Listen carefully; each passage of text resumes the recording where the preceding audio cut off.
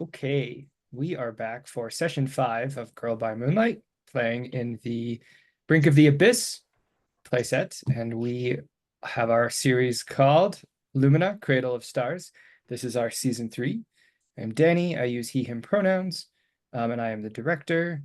We'll see what I get up to this time, but last time I just beat up a bunch of magical girls, so we'll see what plays out this time. It's true. Okay, so if you would all wouldn't mind introducing yourselves, name, pronouns, your character's name, pronouns, playbook, and just so that it's all at the top of our heads, what is your escape from eclipse clause? Because it might be relevant to one or more of us. Well, especially you, Frida. Especially you, Frida. I can't help you. You're out of my help here. Just saying. I think we're all gonna have to get real creative with. We'll see. What do we start? I guess I'll go. I guess I'll go first. That's good. Hi, my name is Will. He, him pronouns. I am playing Frida, the outsider. She uses she, her pronouns. Her true name is Bellatrix. Her rival is Alhena, and her eclipse escape clause is she escapes eclipse when I see that my rival isn't intimidated by me and the two of us accomplish something together. And I will say that in this moment, Alhena checked off half that box, but I'm still waiting for the other shoe to drop. And I'll popcorn it over to Fumi. Fair.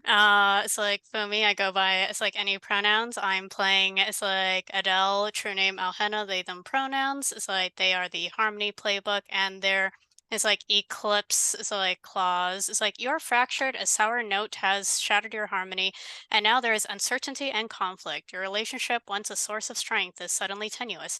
You are divided, and a difference of opinions keeps you separated. It's like, and the escape clause is when it's like you escape a clause, it's like you escape, it's like eclipse. I can't read today. When someone else mediates your dispute and your halves are able to reconcile their differences. All right. Well, I guess that's me next then. So first of all, Clarice, she, her. I'll be playing Sarah Marie, which is she, her, they, them. They're the unlikely hero, and their eclipse clause for escaping is you escape eclipse only when someone engages you in a dialogue about your feelings and shows you that they have felt the same.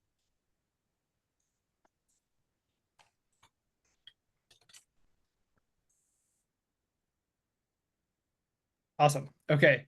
So we begin today, I guess, during the obligation phase, but nobody clears their transcendence or stress because y'all are eclipsed. Question, are we still interested in doing a group obligation phase? Cool with that? Okay, awesome. Oh, crud. I just rolled mine.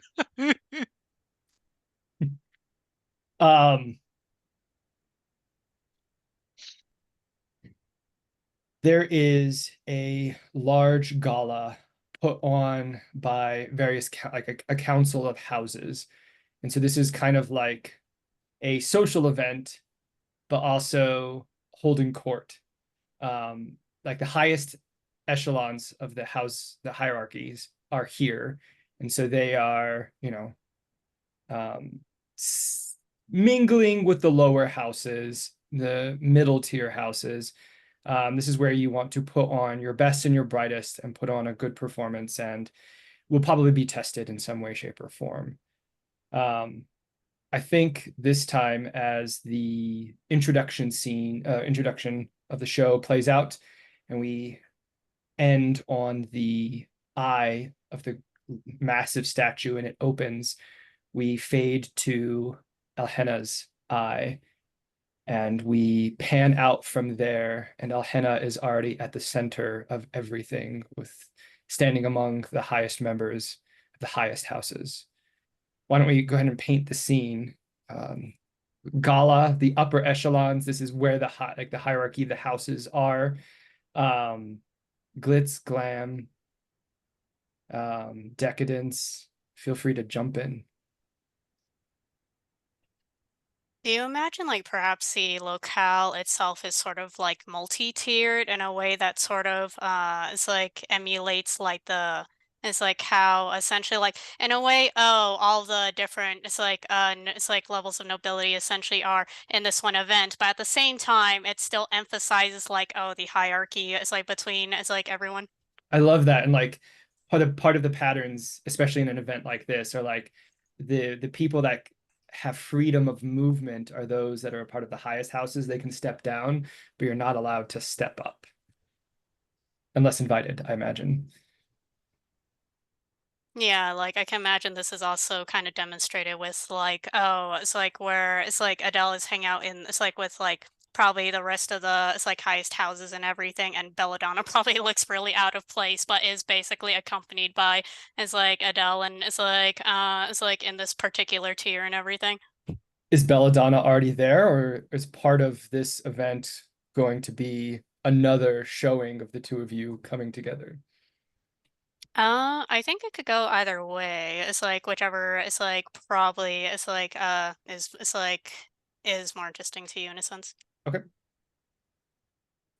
I would say that the flooring of the various tiers, the tile mosaics of the floor get more elaborate and decorated as you move up the tiers.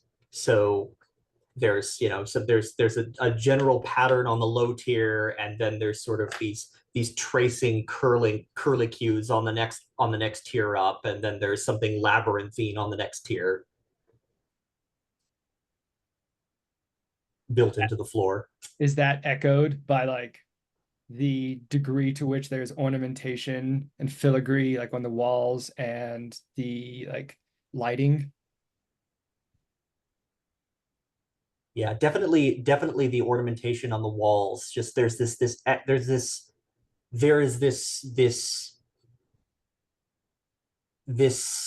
impression, this sense, this communication of we move in more rarefied circles. Our patterns are more intricate.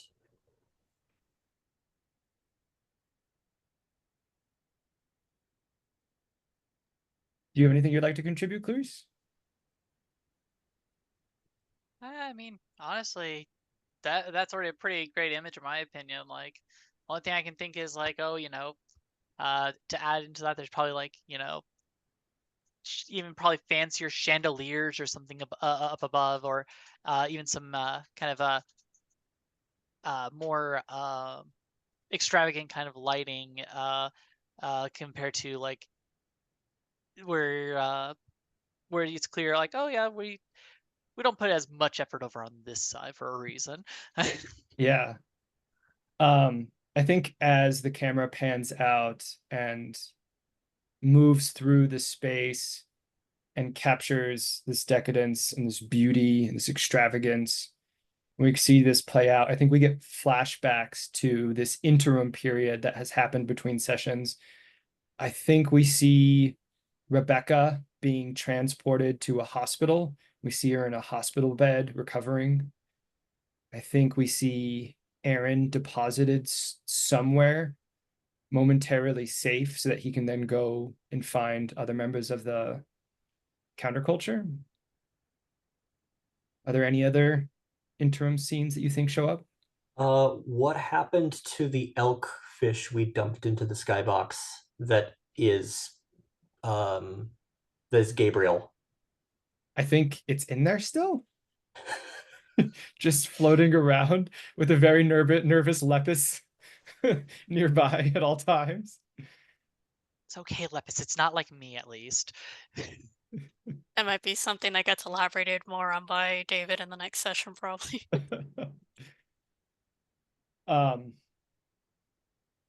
Okay. So we'll start, I think, with Adele, and we'll kind of bounce around a bit, I imagine, since this is a whole group scene, really. The camera eventually turns and lands on a small parade of its own as House Phosphorus makes an entrance, numbers of them all lined up, cutting down from the entry doors, making their way up the tiered steps towards the highest echelon, where they're going to presumably present Belladonna again to Adele. And we can see figures, clerks, attendants on the outsides, lined up, walking neatly with their steel gray masks and their dark clothing. And we see at the front Belladonna, and what I imagine is like a glittering gown made of sequins, very mirror-like in their nature. Next to Belladonna are two interesting figures. One is an older woman who looks not quite the same as we saw her previously. This is CEO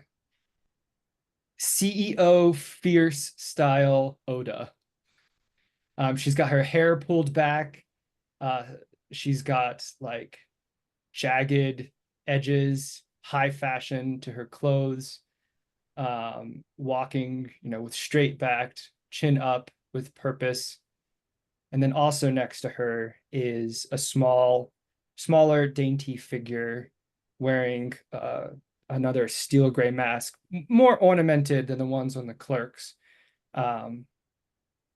Something more like what you would see in Tron, almost futuristic cyberpunk in nature. And this is a young female form about the height of what we would expect of Marie. And they make their way up. What does Adele do? See, so this is a gala. Do you imagine essentially like, is it just essentially like is like a normal is like gala and everything, or does it have like a sort of theme to it, like it's like masquerade or is like anything? Oh, you know what? How about we go with light and starlight and comets is the theme, especially because the parade hasn't been around for a year. Okay, let's see. Do you think it makes sense to roll for obligation as like now? Sure, go for it. All right, let's see. One die. Oh, Is all this a right. social obligation or is this your worst obligation? Is this is social stat or your worst stat? It's your worst, but you gain stress from it.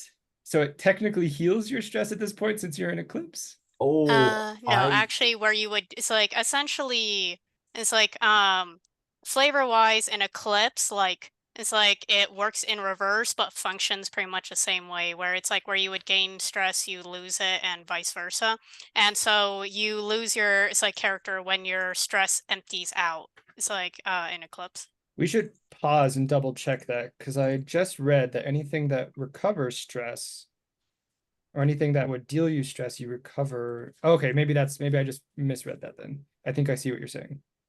Yeah, it's a little bit awkwardly worded where it's like, oh, it's like where like functional it's like it pretty much for the most part functions the same way. It's like practically speaking, but in it's like but in how do I put it? In practice, it's like in Ah, reverse by flavor, you know what I mean? you got it. You got it. Okay. Just wanted to make sure I wasn't harming you more than you needed to be, but you're good. Feel free to dwindle your way to nothingness. Okay, yeah. So it's like I rolled a 6, so I don't really lose anything on Oh, that. okay, good. Lucked out. Yeah. Okay. I think there's like a sound and light applause that trickles through, and there's kind of a hushed quiet. And Oda steps forward and says, "To Adele Castores, we present to you Belladonna Phosphorus." I think we sort of see there's probably like it's funny because it's like we're at the highest tier and there's it's like probably still stairs leading upward to like it's like to somewhere and everything, and I think it's from there that like And it's like Adele is like essentially it's like descends down and everything. And it's like sort of wearing like a sort of combination like suit dress sort of thing where it's like, oh, it's like essentially like suit blazer where the it's like but the or I guess it's more like a tuxedo blazer, but the coattails it's like actually it's like flare out more into a dress sort of thing. And it's like kind of similarly it's like similarly sparkly and everything where it's like colored essentially like the it's like night sky and the it's like glittering essentially is meant to emulate like it's like the stars that people don't it's like that most people probably don't remember what they look like really, but you know, never mind that. And it's like just yeah, it's like sort of it's like just it's like so in this way, sort of like not it's like too it's like not too unmatching to it's like Belladonna's it's like sequins and everything as it's like they it's like descend down it's like the steps. It's like to it's like Belladonna. It's like doesn't particularly regard it's like Oda or it's like or the it's like other attendants and everything. It's like more so in the manner of it's like given nobility etiquette and everything and simply sort of like extends it's like their hand out to it's like Belladonna. I think Belladonna takes it. Having to get this close to Oda, you feel like the coldness, like cold air echoing off of her, and you see a small little glittering diamond on a necklace. It's not visible from a distance, but this close you can see it's there, radiating and reflecting light. I think we move the camera past and go down a few tiers, and I have a question for Frida. In a situation like this, would House Alnatak, Alnatak? I I've been pronouncing it both ways. Okay, all right, awesome. And being who you are, would you have prepared some kind of like dancer presentation for this? I think there's something. I think there's a sort of ballroom dance thing going on. There's a there might be some general dancing as part of the festivities, but there might also be sort of a few dancers who are there as there is as gig economy enjoyers who are just sort of providing some color to the space. Nice. Maybe some ribbon streamers, some swirly dresses. What is it we see Frida specifically doing, do you think? I think she is there defiant of all of the social nonsense that House Alnatak has been involved in. She is holding to the space that House Alnatak has previously been accorded, and there is a brittleness to her. Like she's got this fixed grin and a smile, a fixed smile that does not reach her eyes, and she is being the picturesque host, or not host, but behaving in polite society when dealing with people who are not your friends. Mm-hmm. But it's not going to take too much to push through to where she is basically screaming internally. I think she is actively being courted by the Abyss right now. I think there is just a voice in the back of her head that just says you could let loose and just make them all do what you want. Oh yeah, I think like in the ballroom, right? There's like mirrors everywhere, and every time you look, there's just movement on the edge of the mirror, like right out of sight. Like you're being watched. Yeah, absolutely. I think Ian is not here. I think Ian probably stayed behind at the skybox. You can feel his presence. Ian has seen me like this before, and I was scary. Like Mm-hmm. I think Ian knows to be very careful with me when I'm in this place. It's not a good look for me, and it's very season 1 reminiscent for him. Do you think he doesn't stay in the skybox then? Do you think he's here? I think he stays in the skybox, but Okay. I think when we escaped to the skybox in the previous space, he like took one look at me and was like, "I'm not interacting with my sister right now." Yeah, this is safer up here for everybody. I think your father comes up. He's handsomely dressed.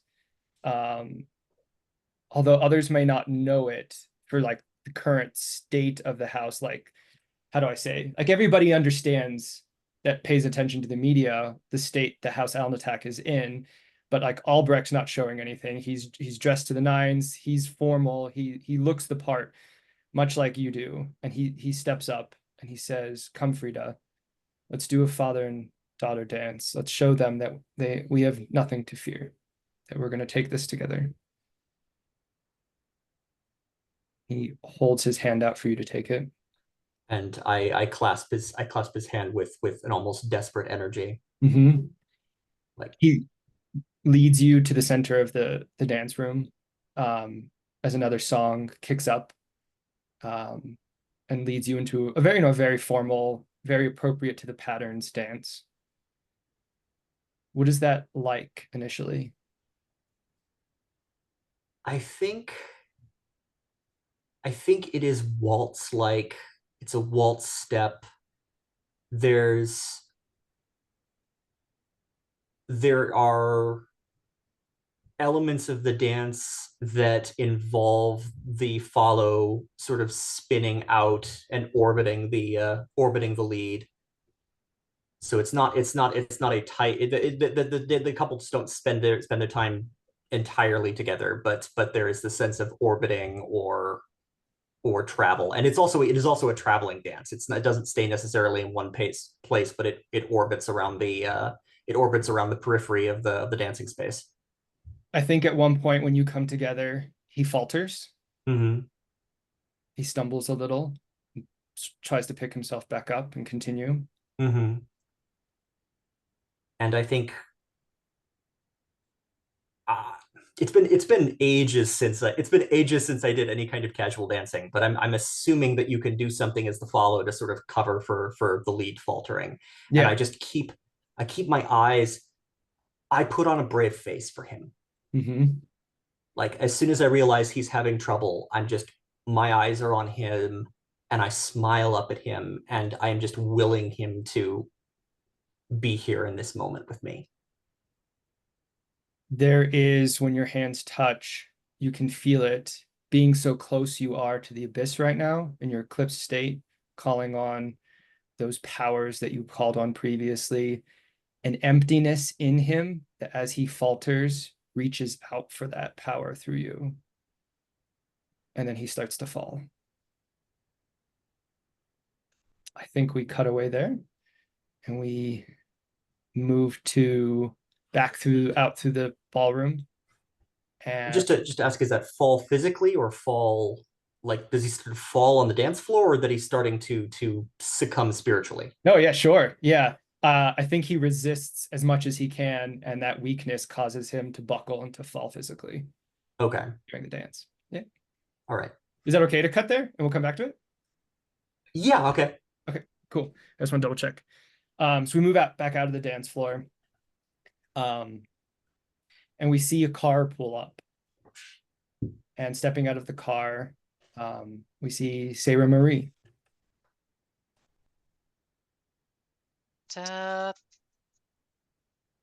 Sarah's yet again without any of her support structure. Kind of just comes out and everything and just looks about, just tries to kind of gauge, okay, what is the general way of people kind of proceed inward, tries to just mimic everything that they're doing,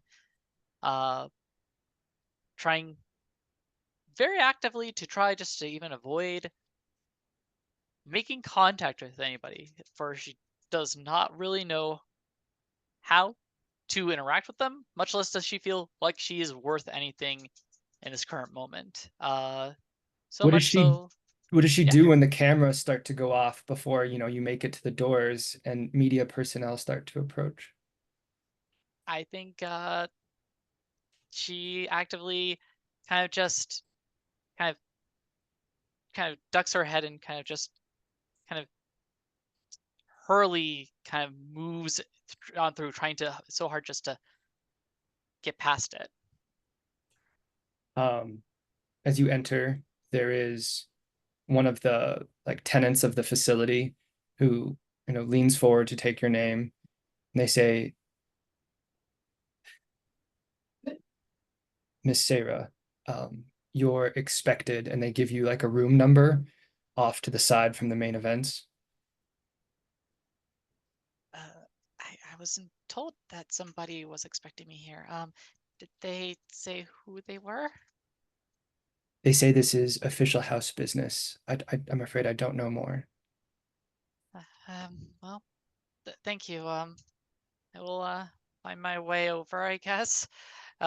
Definitely very clear panic is kind of setting in her eyes, as she was kind of hoping to just be here and be invisible, so to speak. And this is very much the opposite of what she was hoping. And I think, though, the one thing is, as she's kind of making her way, she's going to at least try and see if she can find her friends at all as she's making her way to this inevitable thing. Does she see anything of any of them as she's making her way over to where she does not want to be, is my question. I think you're arriving at the time where we see Frida and Albrecht heading into the dance floor. And you see at the top of the stairs, the highest echelon, a fierce looking Oda handing off Belladonna to Adele, and a small, petite girl standing next to Oda with a very blank, cyberpunk looking mask.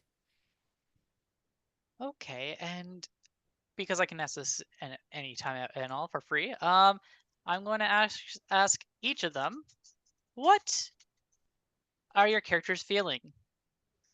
Starting from Frida, who I would see first, I believe. This is as we're as she's lead as her father's leading her onto the dance floor. Um,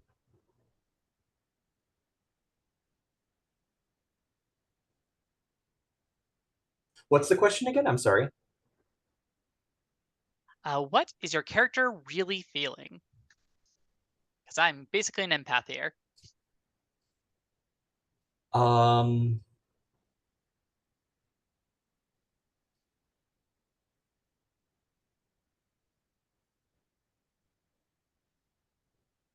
You are just getting. I am not going to let these fuckers break me. You're getting just dire desperation and despair and just a sharp, brittle pride. It's painful to look at. And at that particular, kind of taking in that bit there at first, I think Sarah kind of just biting her lip kind of thing, because this is actually, she has always had an image, a mental image, that Frida is unbreakable and is one of the people that she didn't think ever needed help, but was always capable of giving the help. So that kind of shakes her quite a bit there. Before Adele, what are you feeling? It's like as of this time with this event and everything, it's like there is it's like Adele exhibits a certain sort of stoicism that I think like out of the group only is like Violet has ever seen, and that's like way back at the beginning of season 1. It's like, there's a certain it's like, yeah, it's like there is a stoicism. It's like the point of a certain numbness to it's like is like Adele, where essentially it's like, okay, it's like with this sort of event with all this noble business and everything, it's basically just like hyper focusing on like essentially getting this event done. It's like presenting properly. It's like, you know, it's like maintaining, it's like appearances and expectations and so on and so forth. Essentially, it's a very, it's like, if anything, it's almost, how do I put it? Disassociating to the point of like it's like very, it's like strictly, it's like, operative, it's like methodology in a sense of saying like basically it's like operating essentially almost, it's like not necessarily machine like in movement but sort of like in thought, where it's just like completely blocking out like any sense of, it's like feeling and everything, and just sort of like, okay, it's like gotta, it's like do this, it's like gotta take care of that, it's like gotta make sure I present like this, etc, etc, etc. Okay, and I think with that little last bit of information, Sarah kind of just seeing that alongside the belladonna, alongside everything else that's going on over there, like she kind of has like a painful breath and kind of gripping of her dress a little bit, as in all, and then just kind of very quietly kind of saying, this is all my fault, I'm pretty sure, and she makes her way begrudgingly to the room.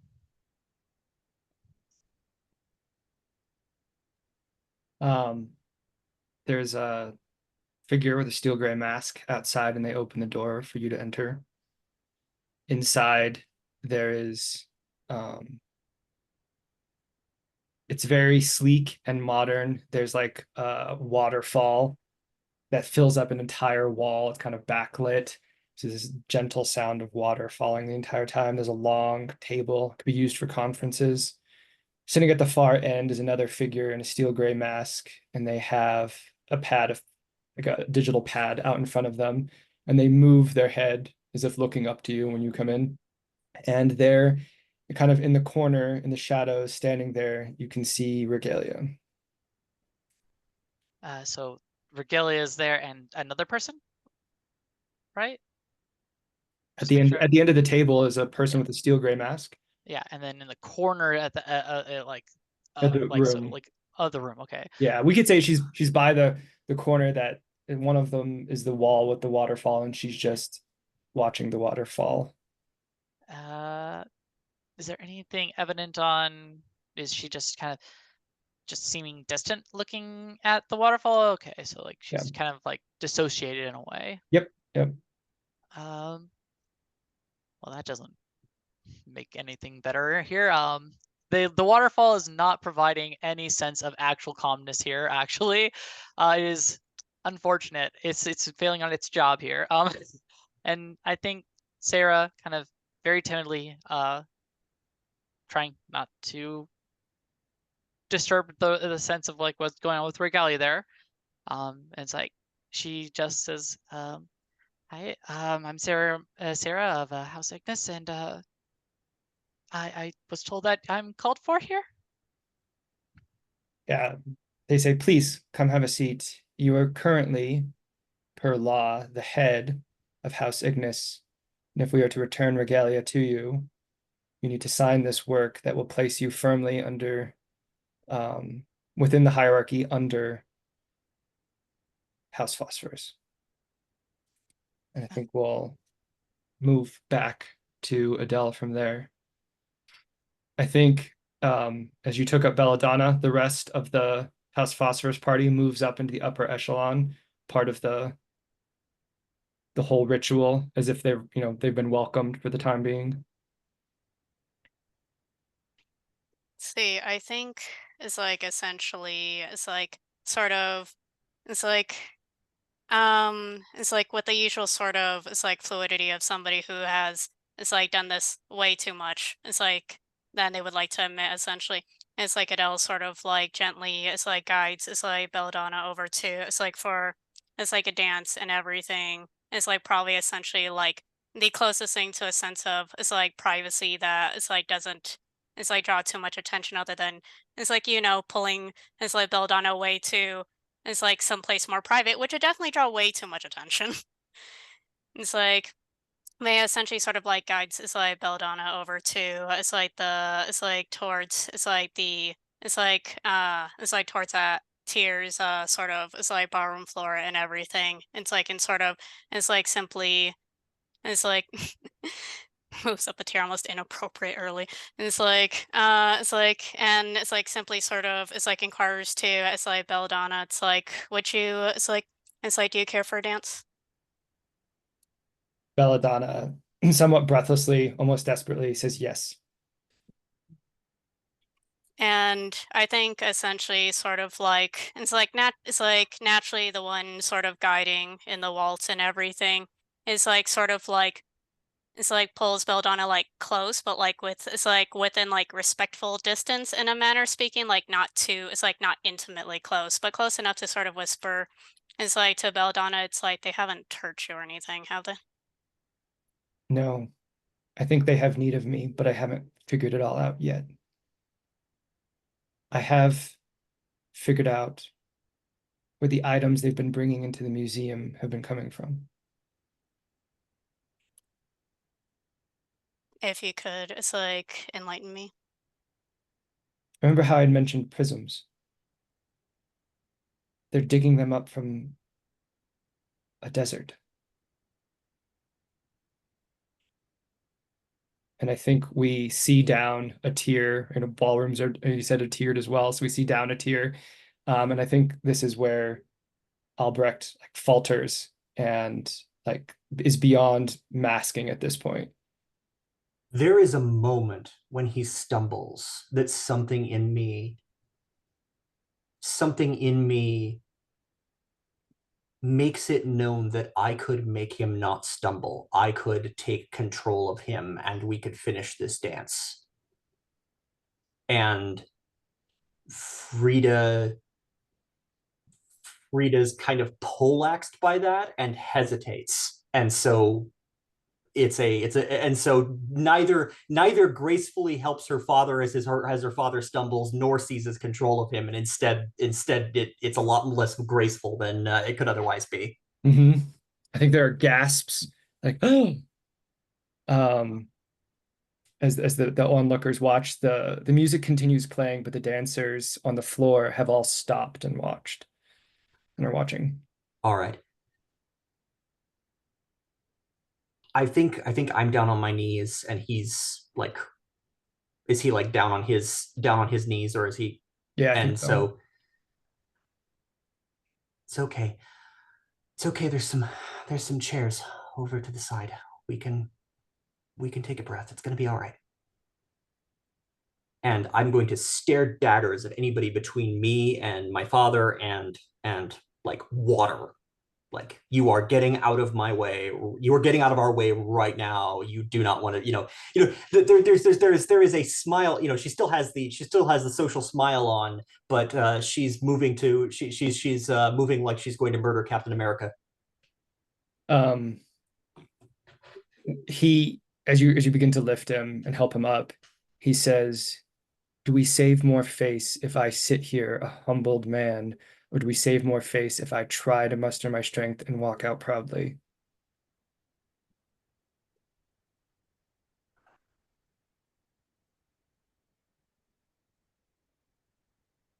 Oh boy, that's heartbreaking.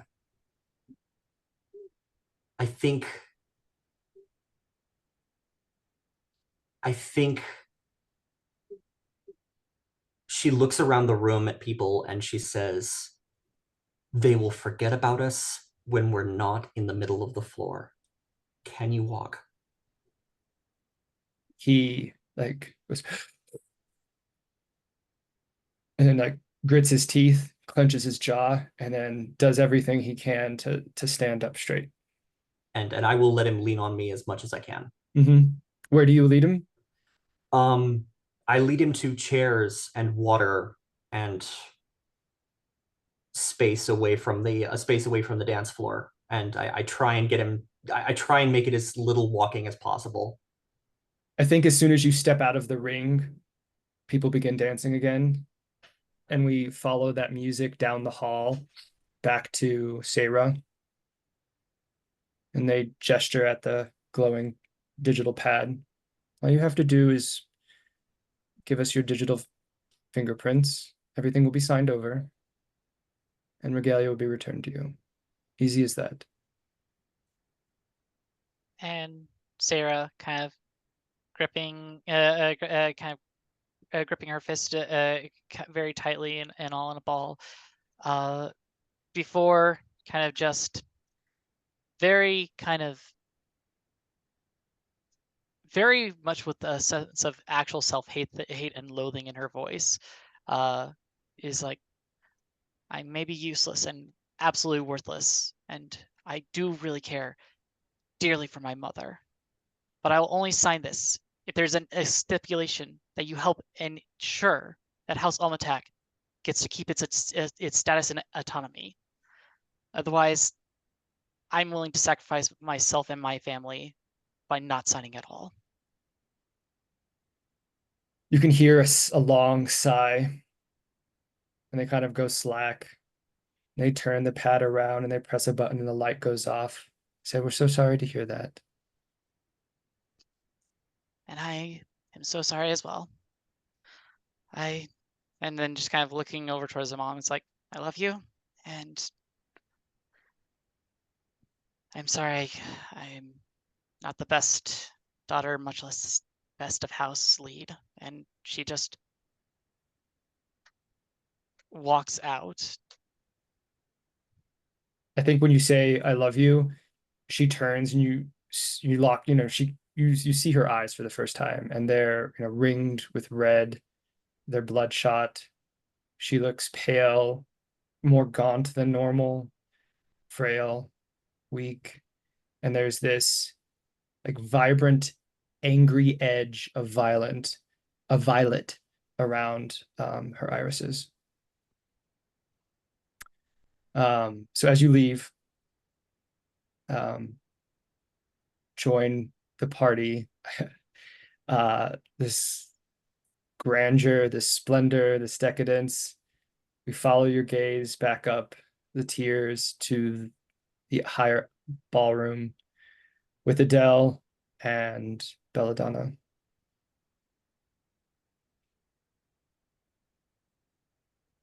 See, I kind of imagine it's like a conversation sort of got interrupted, like the rest of the, it's like with the rest of the onlookers, it's like seeing it's like, it's like spectacle with, it's like Frida and her, it's like father. And I think like, it's like Adele sort of like, it's like watches for a moment and then it's like sort of, it's like, let's see, it's like, and it's like, let's see. I think sort of it's like seems to think for a moment, namely because it's like and sort of it's like gestures to it's like I think essentially sort of like gestures for it's like one of the servants. It's like House Castores and goes it's like what are you it's like what are you it's like gawking for? It's like shouldn't you go it's like check and make sure our guests are it's like properly taken care of?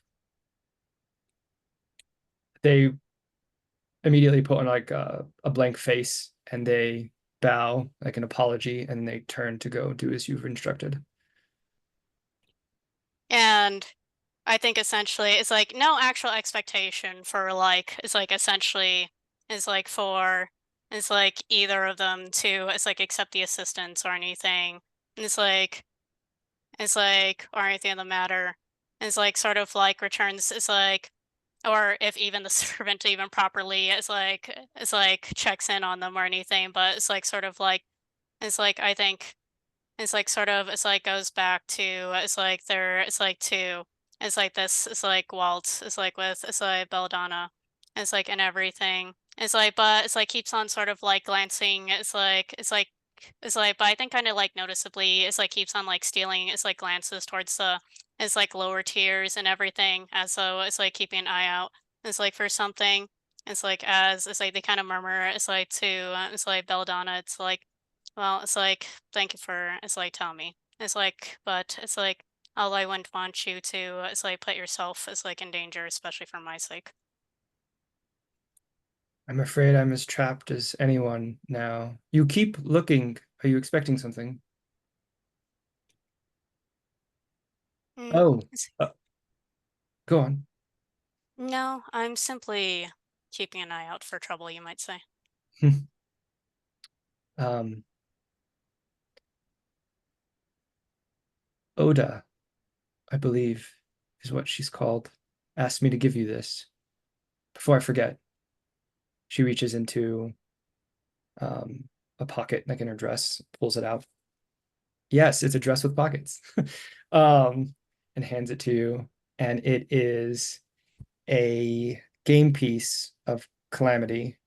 And it is the Idealist, the Iconoclast. And she hands it to you. And she says, Oda asked me to give you this. Would that be the comet? Oh, I like that idea. Yeah. That's really good. Um, and she says, I believe I believe the message was that she has one more gift for you. And then there's a commotion out near the entry. As soon as this See, commotion starts, what does everybody do?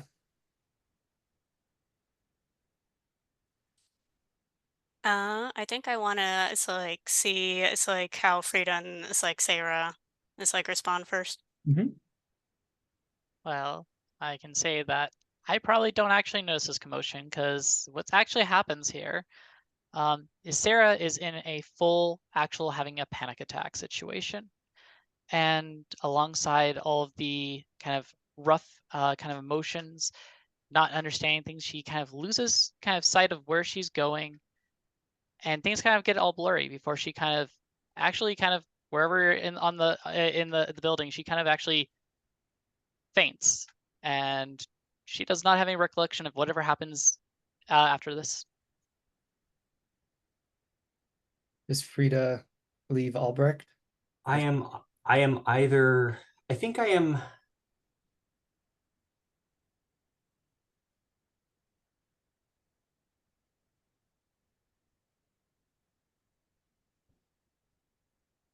I think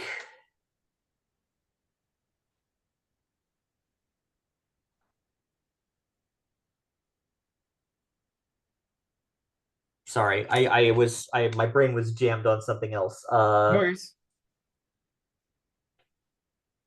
If you don't mind me extemporizing a little bit here, Go for it. I think she has been trying to make sure that her father stays hydrated, and she steps away to the restroom, Mm-hmm. and she's splashing water up. Well, she's washing her hands and she's dabbing her face, and she's alone in the restroom, and something about the something about her image in the bathroom mirror is mocking her. There's something about the way that her image in the bathroom mirror is smirking at her, that she's a coward and weak, and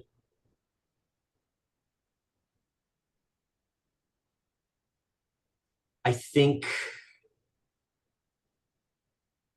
she's on her way.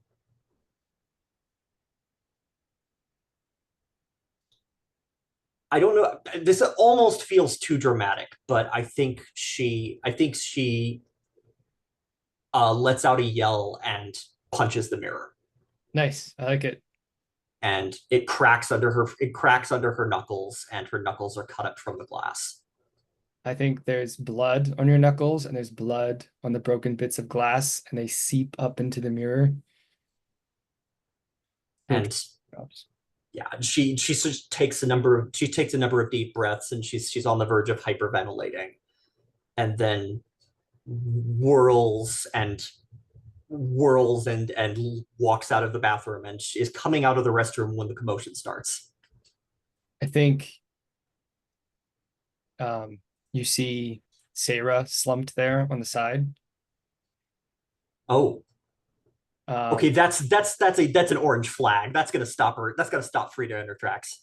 okay, yeah. I think that's so when you stop there to figure out what's going on with Sarah is when the commotion starts. And we'll check in with Adele real quick. Let's see. So there's a noise over at the entrance, you said? Yeah. It's like, what is the rest of the, it's like, how does the rest of the Galax, it's like, respond? There are gasps, and loud whispers, and a lot of shuffling and movement to make way. Do I recognize this, it's like, sound as anything it's like, I meant to expect, so to speak? Not to expect. No, this is a surprise. Let's see. It's like, it's like, and nothing happens. It's like immediately following that sound, basically.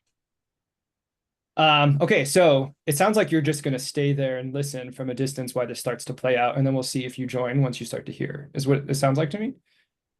That's Yeah, I totally think so. fine. I just want to check in. Okay. Yeah. Yeah. So we see a bunch of like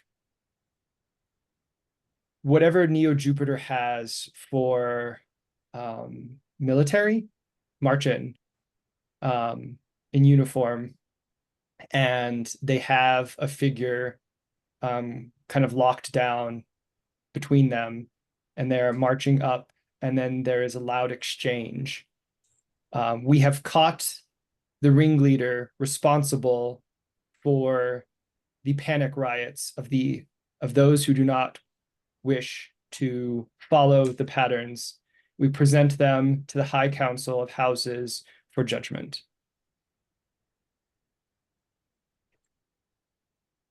I think it's like Adele sort of, it's like sighs, and it's like sort of, it's like murmurs, it's like something of like, it's like one can't have a dance nowadays without being interrupted constantly by, it's like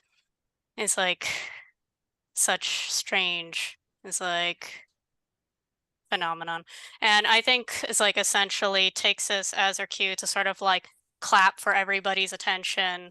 It's like essentially, and I think it's like sort of like claps for everybody's attention, decides to take it upon as like themselves of like it's like essentially it's like apologizing. It's like my sincerest apologies. It's like everybody, but it looks like we'll need to it's like cut this it's like celebration is like short. It's like given these it's like interruptions. If you can all it's like politely it's like begin it's like your it's like exit and it's like and everything. I do thank you all.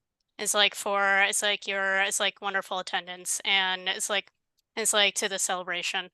And I think sort of like is like essentially is like sort of is like and I think essentially sort of like it's like noticeably sort of like continues to sort of like hold Belladonna nearby as though it's like with the it's like as though to insinuate of like it's like oh and by the way she's staying with me for it's like now. I think as you say this, is a bunch of murmuring. There's a nobody quite yells for it, but there's this feeling of like there's going to be no proclamation here and now. What has happened with the Council of High Houses? Do they have no backbone? And then as we fade from the scene, I think we just see like Oda give a little grin as she looks at Adele. And Oda sets down a glass and goes to leave with the rest of House Phosphorus. Is that an okay place just to jump into downtime? Okay. I drew that out a little longer. My apologies. We are at the top of the hour. Are we good for a 10-minute break? Okay. See you in 10. All right. Downtime. Who would like to take it away first? So much trauma, so few actions. Well, I'll start things off, I guess, unless someone else already knows what they want to do right away. I just wanted to clarify. We've got a 4 o'clock Gabriel fish elk. I think that was established during the mission. Is it still? Is it now a long-term project clock, or is it just That's a good housekeeping? question. I'm gonna leave it up right now just in case it turns into a long-term project clock, because he's still in fish elk form. Mm-hmm. Still And we'll fishy. just see how that plays out, whether or not he's like disenchanted from it and broken free, based on what the narrative, what we're exploring at the moment, or if it's something we do need to work on. Right now, he's safe in the skybox.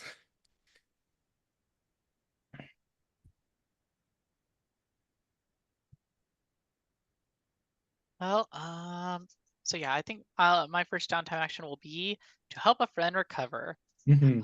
And this is going to be aimed at Frida. Frida has quite a few things to heal on that harm bar. Right back at you. I don't know what you're talking about. There's nothing here. Now the bigger question is, how we get into this like recover scene here, because it sounds like one, I passed out. You find me passed out. I don't know if like it continues somewhere later on when I actually like get my senses, or if it's gonna be a later than that. Because now I'm like thinking about that. I'm like, I have no idea. I on that. think. Do you come to when I pick you up off the floor and move you? Probably I could see that. Okay, so uh, I am going to move you over to Albrecht and start just mother henning both of you, making sure you're both hydrated. Oh my goodness. Like Frida's all up in her own brain right now, and it's not a happy place to be, but sister passed out on the floor in a public place just cut through all of that. I think at this at some point or another, after Sarah kind of maybe gets out of this little bit of a catatonic kind of like state here, kind of like half unconscious, half conscious here, and kind of just having only kind of the motor movement to follow like things like staying hydrated at first. The moment she kind of comes to more of a sense of self again, they kind of just grab your wrist at some point or another, wherever you're kind of moving around, and just it kind of very meekly kind of says, in a very quiet, kind of like very kind of like weak, but very gently kind of concerned voice and all, of just, are you okay? I saw you were struggling. Don't. Not here. Let's. You know where to see. You know where to find me. We'll talk it over that. We'll talk it over late in private. Okay. Is there anything I can do for you, or should we just meet up somewhere? And actually, I think Frida is picking up on the fact. I think Frida is picking up on the fact that you can't put this off. Like, she doesn't want to have this conversation in public, but you're not in a condition where she wants to just sort of let things ride for a bit. So I think she pauses and she says, let's get some fresh air. Dad, Father, are you all right where you are right now? Will you be well here? He nods and takes a sip of water, and he says, "Go." All right. and So at that point, I will briskly move to some sort of courtyard balcony where we are not going to be overtly eavesdropped on and or gawked at.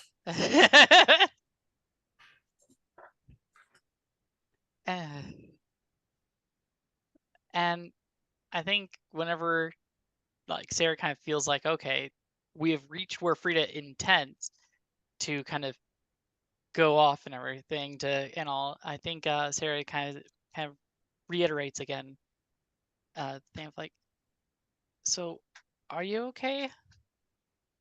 What's going on?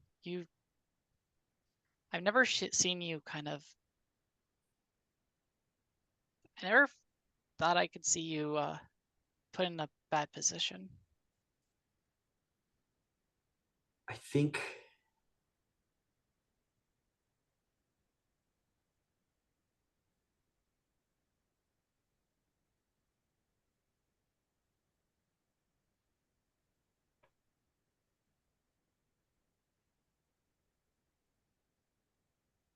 I think she's going to deflect.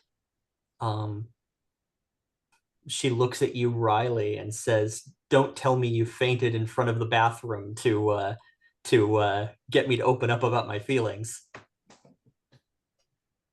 And Are you okay?" you get like just the like very kind of very small little kind of like very faint a little bit of smile and a kind of like a very kind of very quiet, unlike unlike her usual self when it comes to laughing and all, just very quiet and all at that little deflection. And it's like, I wish I could say I was talented enough for such an acting job. No, that was entirely kind of just a. I think I might have just let myself get a little too lost in my head. Did you drink anything? Do you think you might have been poisoned? Oh no, I Or don't think. drugged, I think she says.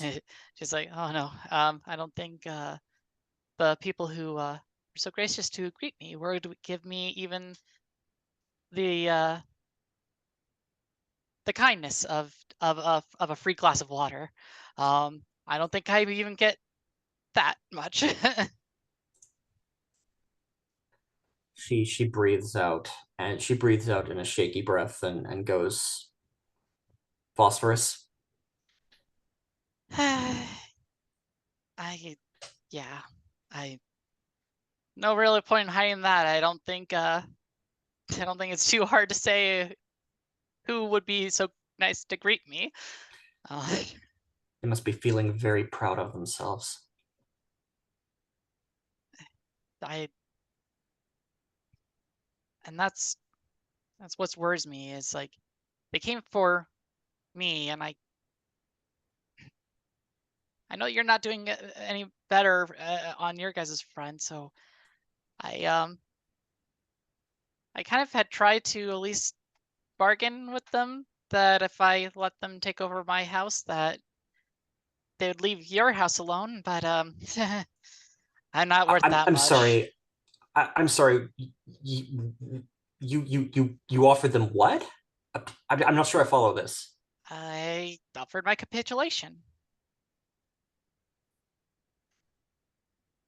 That's. I think. I think Sarah.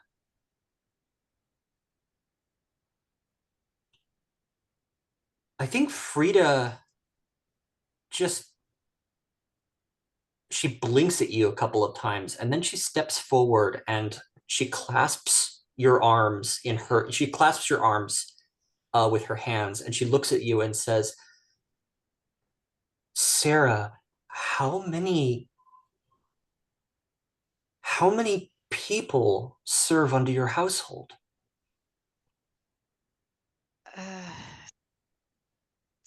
they would be in a better place than what with my leadership. But you're here. They won't serve any. Who's the alternative? Phosphorus? It's not what I would consider ideal, but I You didn't really have to see. you have to fight this. I'm not worth that. I'm not I'm not worth that, Sarah. No, you are. And I want to see the Frida that I know come kind of stand up tall again. I want to see the person who gave me the reassurance that was like, yes, we can be there for those who need help, even when society doesn't notice them or anything like that. Just like we talked, and I admit it it was very shocking to see you in such a horrible state on the floor. I could tell that you were not yourself. Frida's getting defensive. Um, I think she doesn't meet your eyes. I think she forges on in her previous statement and says they are trying to break you and your house like they are trying to break my father and me. The last thing you need to do is show them they've won. Never let them see you sweat. I know it can feel impossible, and I know you can feel like you have a target on your back, and that everyone in your social circles are going to watch the hunt as if it were sport, the hunting of you. And but you can't give them the satisfaction. this is where you get a bit of a disturbingly kind of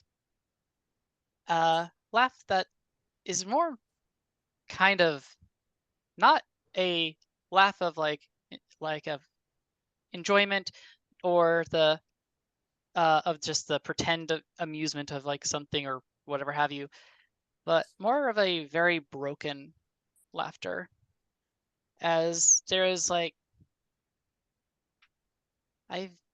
you won't believe me, but I've been down this road countless times of being targeted.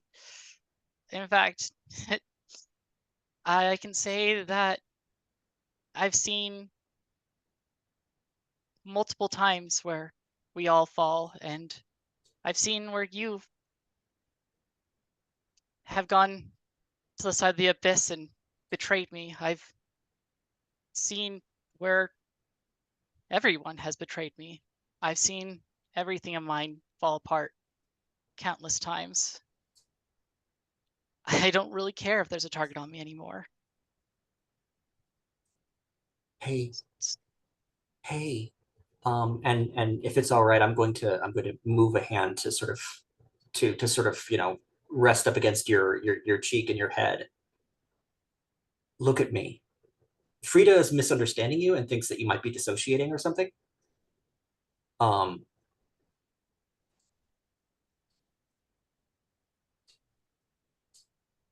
I know everything is. I know it feels like they've won, but you're here right now, and so am I. And as long as you're here with me, and I'm here with you, they can't win. Can you be here with me now? And Sarah just kind of hangs their head for a moment before just sticking out their arm very weakly, or and her kind of typical gesture of like, hey, like a fist bump like kind of situation, and she's like, I'm not very helpful or very useful, but I'll stick with you to the end. Is that where we cut the scene? I think that's a good place. All right. That was so. Do we technically? So that was technically you trying to heal my harm. Yep, I was trying to make you unshaken in a way. Okay. I was trying to reach out towards that particular aspect of you. Even if I was putting myself in a weak spot, I was hoping that that would also get you some reason to kind of maybe even put yourself forward again. Okay. I am willing to reciprocate and declare that that scene was also an attempt for me to help you recover harm.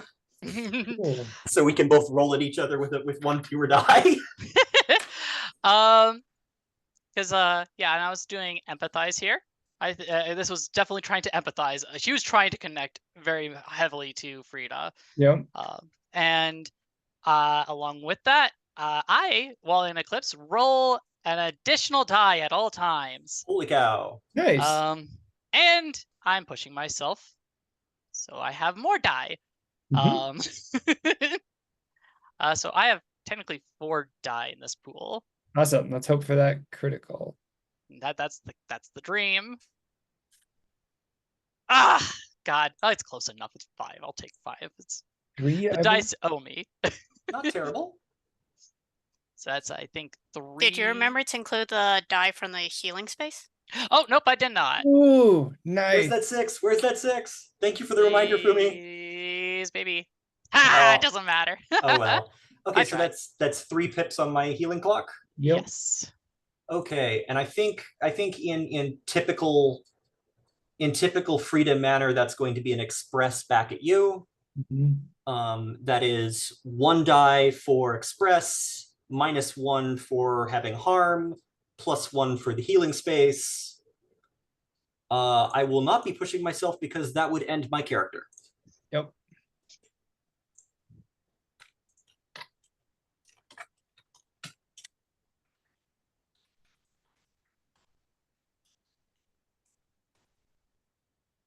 Uh, 3 could have been better, but we're both slowly trundling towards Slowly healing. It's a very slow process of healing. I do have a question. Did blah blah blah blah blah. Sarah, did your escape eclipse clause get met here? I'm not sure. It's up to you. I'm just asking because Yeah. you all definitely talked about your feelings. The big thing here for Sarah too is, unfortunately, because Frida held back and was very obviously deflecting, she doesn't feel like she helped Frida, which makes her still feel rather kind of disconnected and worthless. Gotcha. As a friend. Yep. All right. We're slowly getting there. It's a slow climb back to the top. Who wants to go next? I can go as like next, I suppose. Unless it's like, well, you want to it's like go next with it's like Frida's downtime.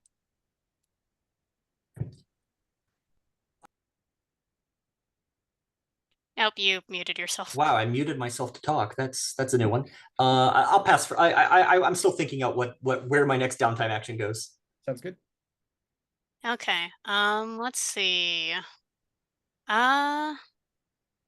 So it's like from the obligation, it sounded like essentially it's like it's like the whatever Jupiter's military forces called essentially wanted wanted audience with the high houses.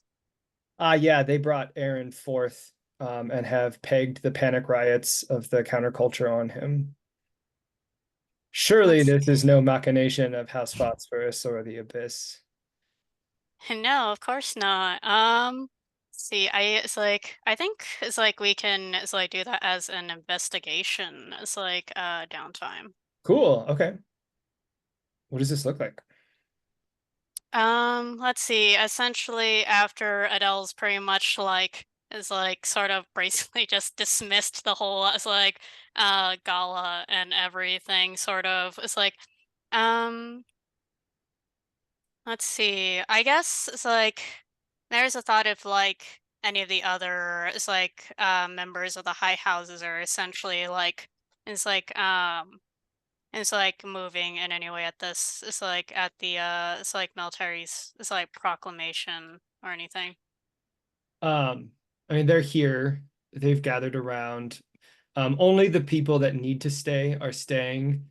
And you can see that like they're not really holding back. Like, the high houses don't have to follow the strictest sense of the patterns. They have more room to express themselves.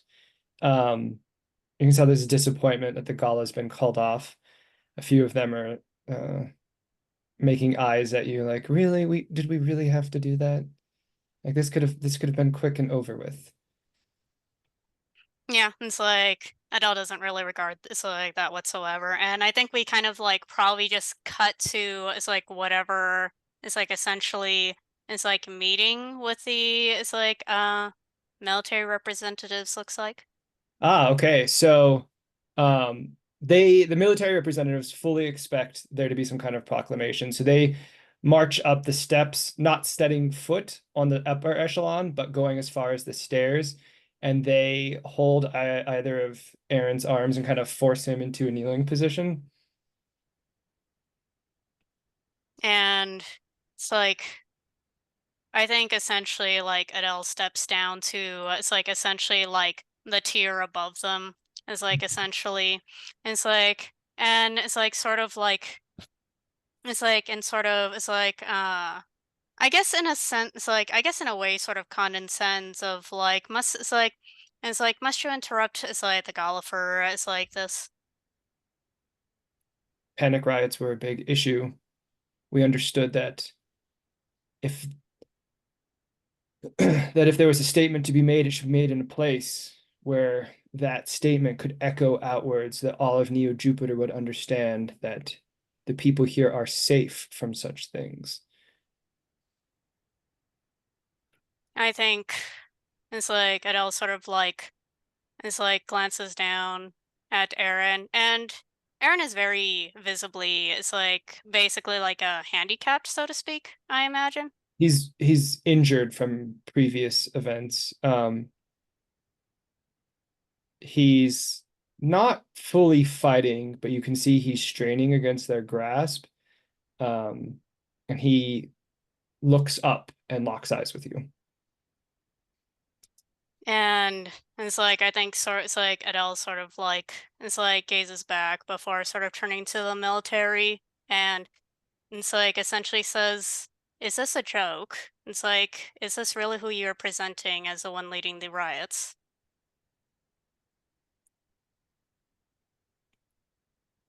Like, yes, we have evidence. Do And you it's like, do go ahead. you are you requesting that we handle the situation differently? Let's see. I think. uh, let's see. I think I'm going to. It's like this might be a good time to. It's like roll for. It's Yeah, like investigation. sounds good. Let's see. I think this is in a way sort of flow. It's like because essentially Adele's sort of like trying to. It's like I think it's between flow or express because essentially it's like Adele's trying to sort of in a way like manipulate the situation. It's like while also trying to is like gain information from it in a sense of like also trying to exert their it's like house authority. But yeah, Feels like express to me. yeah, I could say that.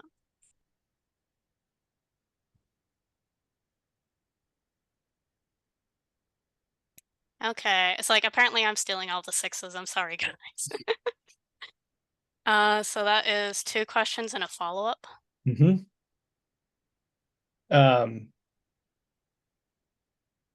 I think they're a little shaken. They're behaving as they've thought they've expected to behave based on like the requirements of the patterns. So they start to second guess themselves. And they don't have to really save face here in front of the high houses so much. So they start to lay off Aaron, and they kind of step back and form a small like half circle perimeter around him, and he's just there by himself, getting up to his feet. See, I think I'll ask. See. It's like every time I stare at it's like questions, and I'm like, shoot, how do I word this? See, it's like, so just so I understand essentially in regards to like where the military stands with the houses and everything, like the military is like largely serve the noble houses, it's like, right, in the Yeah. interest of nobility. Yep. Let's see. Which is why they're not like super concerned if they got it wrong, because what are the high houses going to do? Like they'd be like, oh yeah, do this different next time. Like they're certainly like the pets of the high houses. Let's see. I think I'll ask like what here is incomplete, but like it's like essentially how this looks for it's like Adele's essentially it's like it's like sort of ask. It's like which house is like exactly it's like are you getting your orders from? Or it's like which houses, so to speak. Yeah, so they say we received no orders, but normal, normal protocol. Like, we received no direct order in this matter. We've been investigating ever since the panic riots. We looked into the matter and we received a number of tips that we followed up on. And are these anonymous tips? Yes.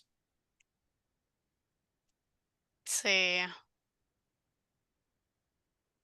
Yeah, so I think essentially Adele's trying to it's like get a grasp of essentially like who is sort of it's like I think Adele's running on the it's like sense that like somebody is essentially or some house is trying to play the military in a very specific direction, hence why they have Aaron.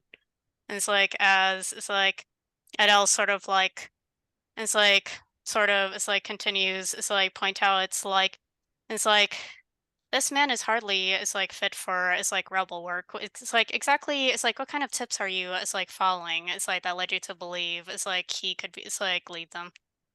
Um, this is a follow-up question, or is it just part of the conversation? Yeah, I think it's part of the conversation. It's like Yeah, so they go through a series of information that they have acquired about, even though he may not have engaged with the most destructive physical acts, there's evidence to support that, he was helping them to rally behind the scenes and organize them and stuff like that.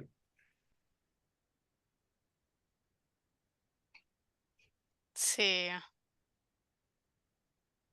And it's like I think it's like Adele it's like simply it's like says it's like hardly proof that he's is like involved in it's like in the violence behind it's like the riots. There's it's like we don't have anything against it's like people it's like gathering it's like together for it's like community even if we have strict rules against their it's like expression. I think the guy grows bold because it seems like you're growing bold, right? So he's going to test the patterns essentially. And he says, with all due respect, Adele Castores, you are but one member of the High Council. There are others here who have yet to pass judgment. And it's like I think it's like Adele it's like simply it's like and I think Adele it's like simply it's like continues with it's like so you insist on wasting it's like and it's like I'm giving you it's like the graciousness here it's like of not wasting everybody's time. It's like you realize. We should probably establish what this scene's about, because it's about gathering information, and Adele is pushing and pushing and pushing Yeah. in a position where the houses are there arrayed to watch this unfold. Yeah. Right, So right, right. I'm not sure. So I'm trying to we can talk about it like in a meta sense, just so that I'm on the same page and I'm not being an antagonistic GM. No. It's like you're right. Okay. Think who here can best help me? It's like wait. Okay, so I want to know what here is incomplete in regards to it's like what it's like is behind all of this and everything. Like essentially Oh yeah, I can it answer sounds that. like they're trying to it's like apprehend Aaron and everything, but to what ends and what is still incomplete towards those ends. I can give you that answer straight up because I think Adele has probably figured it out by now. Aaron was the bait, and Oda is expecting you to behave exactly as you're behaving right now. That you're going to put yourself in a position where you're compromised with the other houses, and that's going to look bad. And then let's see. How are this? It's like and House Phosphorus connected. Yeah. I don't think there's any necessary like immediate clues, but like House Phosphorus was behind gathering this information because they're in alliance with the Abyss, and the Abyss was present, and all over the location where the counterculture was. They had plenty of opportunities to either set up false leads or to just find leads, because Aaron's doing kind of he wasn't in charge of the panic riots, but he's certainly in charge of helping out the counterculture. So they're kind of just House Phosphorus was dropping the anonymous hints. Yeah, it's like okay. And then let's see. And then for my follow-up question, I think is essentially um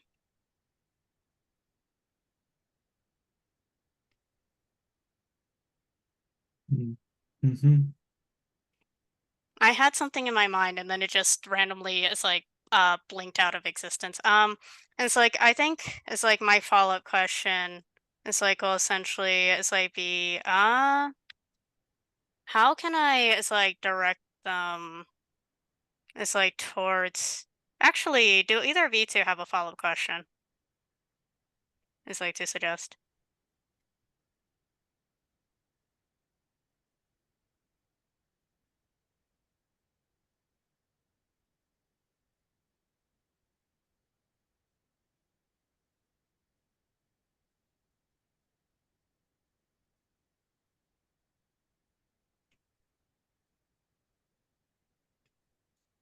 I think okay, actually here's one. How does all of this draw back to the abyss?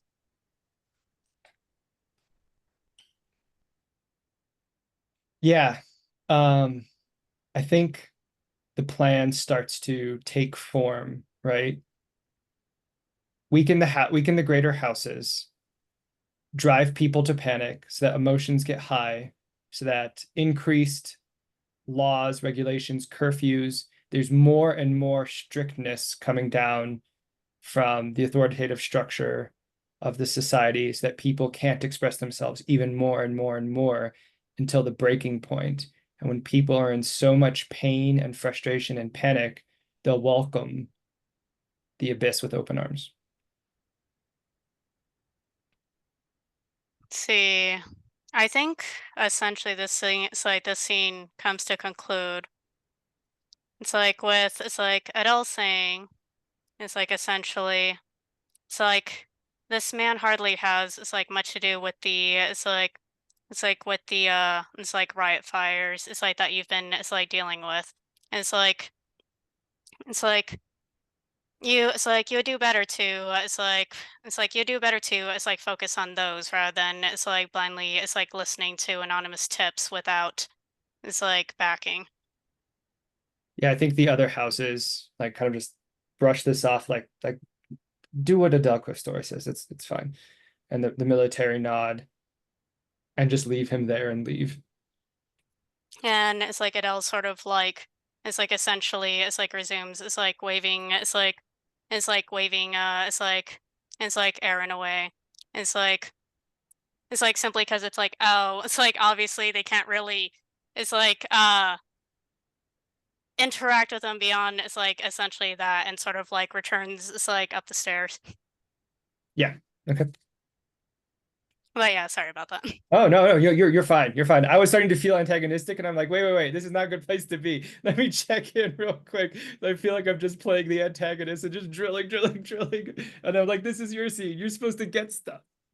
I should have played some of that a little different, but that's a lesson learned. No, it's good that you sort of sort of snapped my it's like focus back where it's just like, oh wait, hold on. Yeah. Okay, Will, do you have another one, or should we jump around?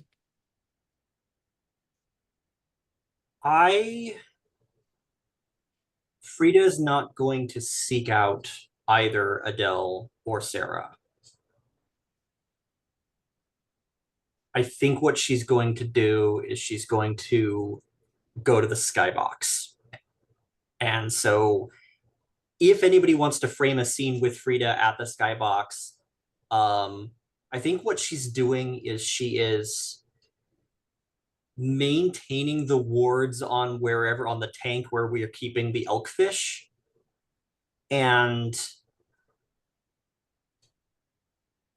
sort of trying to tidy up the space and also tidy up herself. So if anybody, if either of you wants to establish a scene with Frida at the skybox, that's where she currently is. If there's no scene there, then I'm probably going to end up ticking a couple of boxes on Gabriel Fish Elk for fun.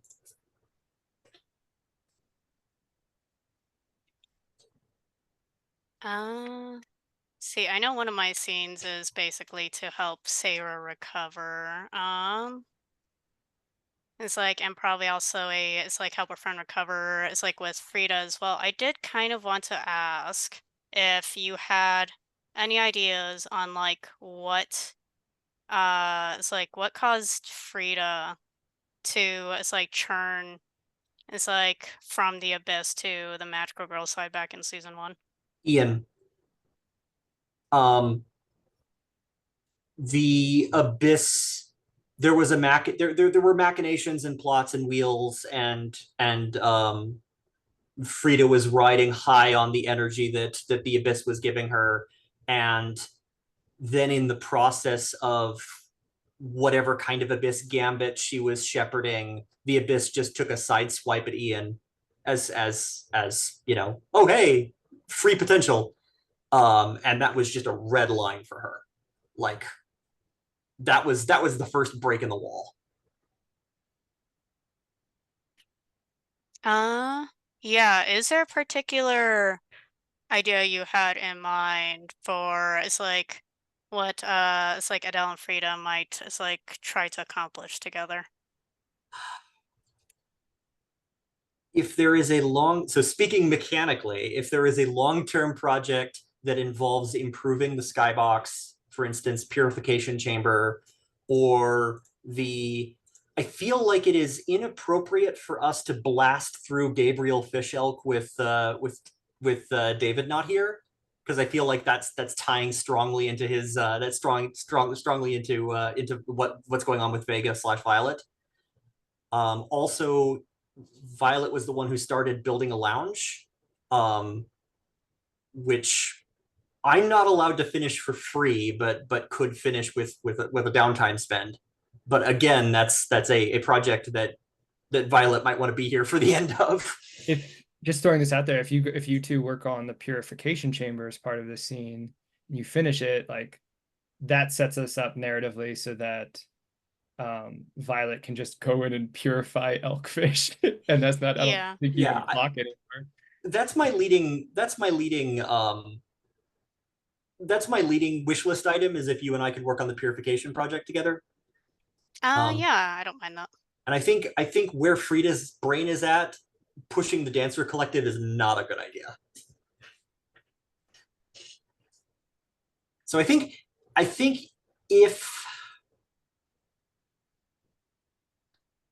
Frida's position is sort of trying to wrap around to working on something involving a purification chamber, like taking, you know, trying to maintain the fish elk tank that we have frantically constructed. It's more like wards and patterns than an actual terrarium or aquarium. Trying to stay out of Lepus's way, trying to soak up the energy of the space and not be in her head at the moment.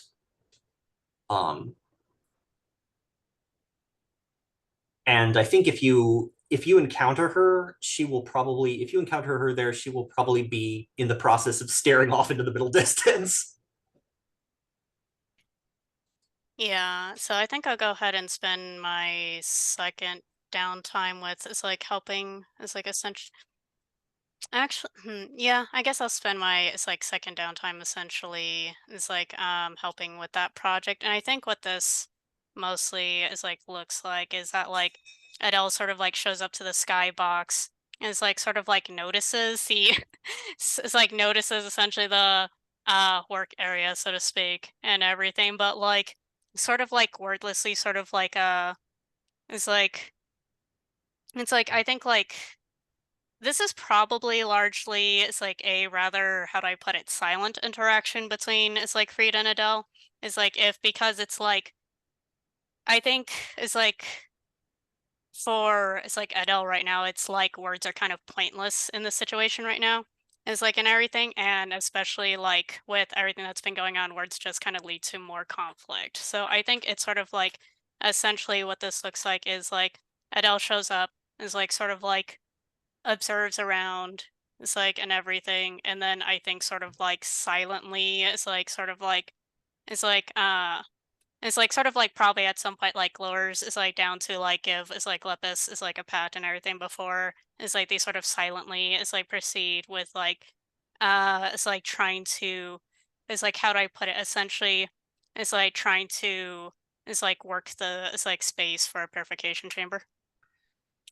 When you arrive, I think when Frida notices your presence, I think she stops abruptly and she turns to you and she looks at you. And there is, she's very brittle right now. There is her pride, like there's a certain defiance to her set, as in, you know, who are you to tell me where I can and can't be? I'm not going to justify my being here. There is also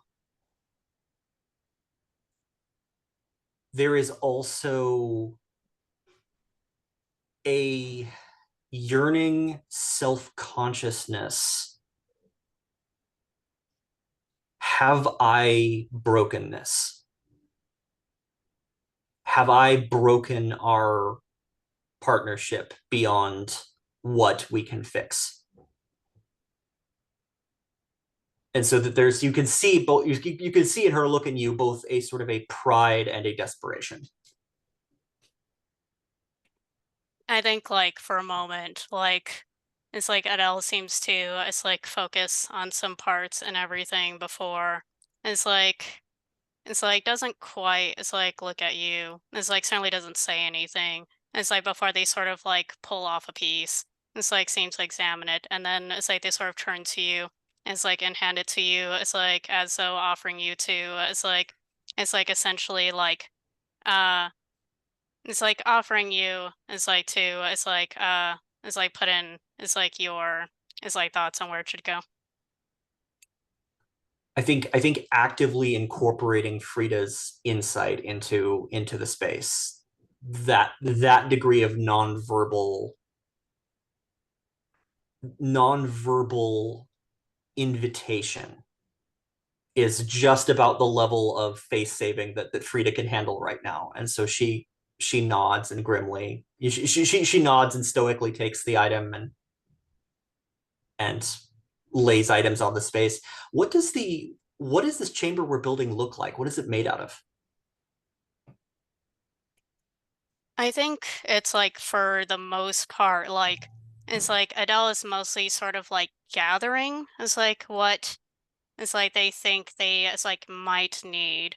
and it's like for the most part sort of like lays them out for it's like to sort of let Frida sort of like is like work it out and everything in the sense of like essentially Adele's offering in the sense of like you can take it or it's like or you don't, that's up to you, I'm not going to force you or anything.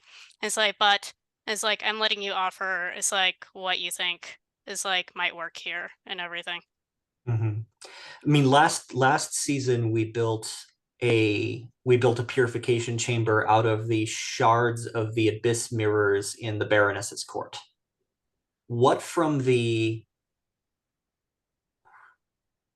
have we taken from the scene of the riot or from any of the engagements that our individual magical girls had during that mission that we can use as a focus for the new purification chamber? Or is it just the insights we've learned from studying the fish elk? It might be some of both. Fish elk shaped it's like purification chamber. I mean, we've already got sort of a sort of open air terrarium for the thing, so it might just be a case of reinforcing that and sanctifying it. Like, it started out as fish elk containment, and now we're actually putting some thought into how it should be set up.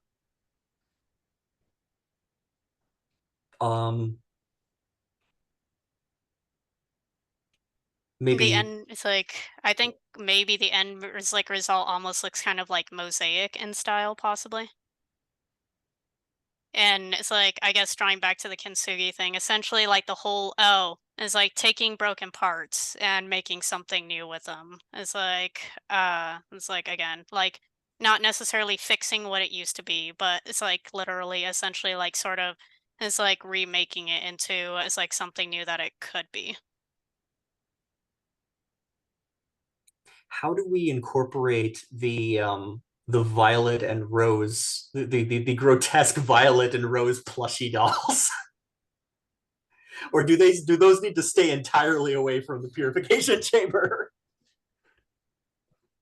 No, they need to have like this. They need to have like a nice little like almost like spot that's like kind of overlays and looks over the room, totally purifying, right? I have that terrible thought because, like, I think when it's like, I think I've seen like when people like take their stuff to it's like animals or something and just basically like make them into a circle, like they're staring down a sacrificial. It's like Yes. center. I like it. See, and see, I guess this is in some ways sort of forgive. It's like for Adele. Okay. Not like you need to roll technically, because any roll will get you the one spot that you need to fix that'll make this. Oh, we're starting a new long-term project, I thought. Is this Starting. Frida's long-term project? Like or downtime action, I thought? So I could start a long-term project. So mechanical nonsense. Yeah. I can spend a downtime action to start a long-term project. If Adele starts a long-term project, I can contribute to it for free. Yeah, I was going with like essentially it's like I think the impression was basically like Frida started and then Adele sort of helped with it, but I can go either way. And that's fine. I think if that's how we work in the fiction, then I will drop a couple of ticks onto Gabriel Fishelk in the process of doing this one. So I will spend my second downtime action to start a long-term project to build a purification chamber. Yeah, and then my it's like second downtime action is basically to help with that. Oh, okay. And I think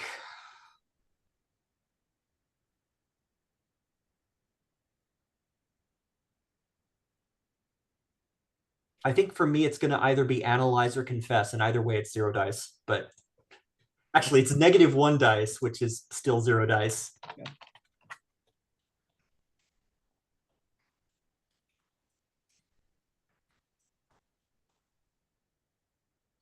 Okay, so I score a 3 on starting the long-term project. Purification. was chamber, right? Yeah. 4. And we got 2. And don't as you started it, does that also mean that you can use your no sleep thing for this as well? Not if I want Adele to help. Oh, I see. fair. Yeah, apparently I'm taking all the 6s tonight. Oh, nice. What the heck? Wow. Right, All so right. that's 4. So we'll roll those additional 2 over. Oopsie. Where do we want those additional 2 to go? Into Gabriel Fishhook. That makes sense to me. Somehow we're making some progress here with that. I mean, I also don't mind finishing the lounge with that, since we decided we're going to repurpose some of those plushies into a into a sacrificial. Well, it's like, how do I put it? Protection ring around the fishhook. Yeah. It's a question of whether, like, I don't know how invested David is in being there when the lounge is completed, but I also think that finishing off building a lounge would be a decent overflow option. Okay, yeah, so I'll put one there, and I'll just put one in Gabriel Fishhook, and then we'll just leave the description of the lounge until we're all together. Does that work? Sure. Cool. Okay. And I think when we're done arranging this space and setting up the council of plush observers, and filling in the cracks of the space with starlight, I turn to you, and there is, I think this work has done Frida some significant good. And she looks at you gratefully, and then tilts her head a little bit, because she's reading how closed off you are now that she's not as much in her own head. And there's an inquiry there, like, do you want to talk about it? And I think essentially, as it's like silent as this entire exchange has been, it's like Adele sort of like, it's like sort of like brushes himself, it's like off and everything of, is like whatever dust doesn't really exist, it's like on their clothes and all that. And then sort of like, it's like Churn sort of gives, it's like a almost like nonchalant sort of, it's like wave and everything, just sort of, it's like, and it's like leaves it's like chamber. Fair. I think I've escaped Eclipse. Yeah. I don't think I will be changing who my rival is, but I will think about that. Before it becomes relevant. Think Cool. about it. So unclick your eclipse, clear your stress, and clear your transcendence dots. Yay. You're nice and freshened up. Yeah, folks, I was 2 dots away from no longer being a protagonist. It was grim. Excellent. Do you want to take our 5-minute break here, and then we'll continue with downtime? Yeah. Okay. See you in 5. And I already know. Oh, go ahead. Oh, I just actually, I'm gonna do a retcon here. I don't know if this is forever, and I reserve the right to say nope, take backsies. But I'm going to switch my rival over to Sarah Marie. Because this the flavor of rival is a little wacky here. You have my attention. You are in a place where you are martyring yourself and your entire house for my house. There is something off kilter with that, and I need to make sure you don't self-immolate out of some sort of misguided attempt at martyrdom. So you've got the big sister is having none of it rivalry. Just let me sacrifice my house. Don't worry about it. It's for your own good. All right. Oh man.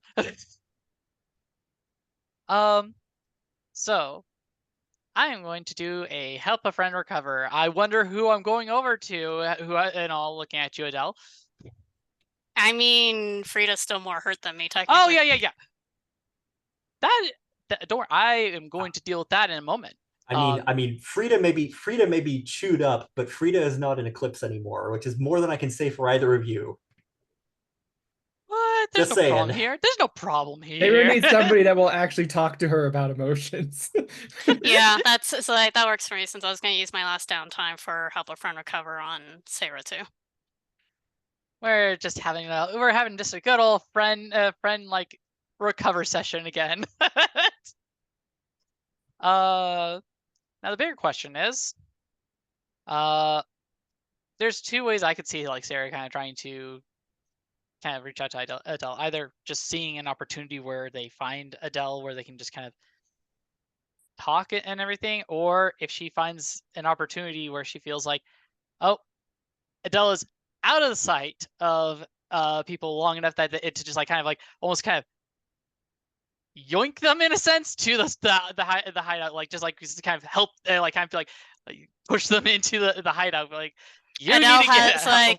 like, Adele comes out of the purification chamber and then like sees Sarah in the it's like in the main room and then just takes just takes Sarah and just drags her over to the healing room. Does that work for you? That works too. I like that. Somebody's getting yoinked in.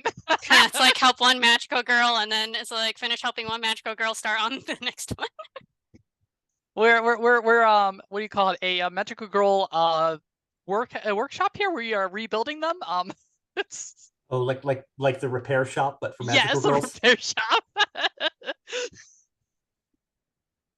I think no, I like this. I think that I even like the idea that like it's that thing of like Sarah just kind of walking kind of like completely out of it, like because like once again it's that thing of like she's kind of a little bit shaken over the fact of like what was kind of discussed with Frida, and then also like the thing of like I did not feel like they helped them, and then just suddenly like like pulled into the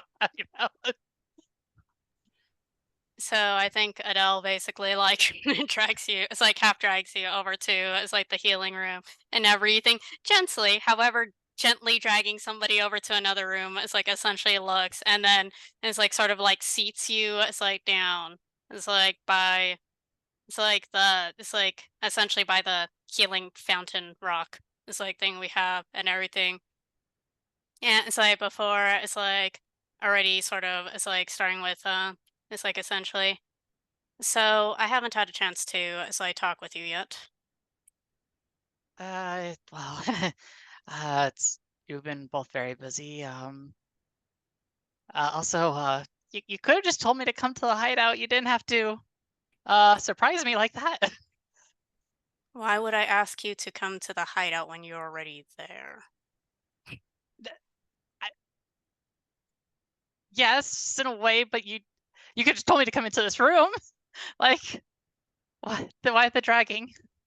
I think like quick flashback to like as it's like Adele went into it's like main it's like living room and everything, and then probably saw Sarah being out of it. And it's like and all that, and then just cuts back to it's like to this moment and just never mind that. It's like I lost you. It's like during that mission, so I needed to. It's like so I've been.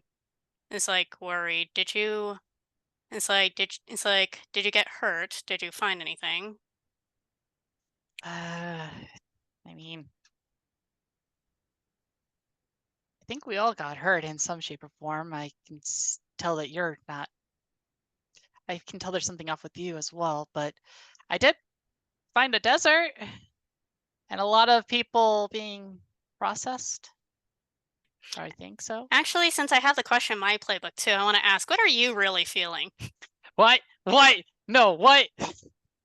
Where do you have that in your playbook? No, wait, you can't turn this against me.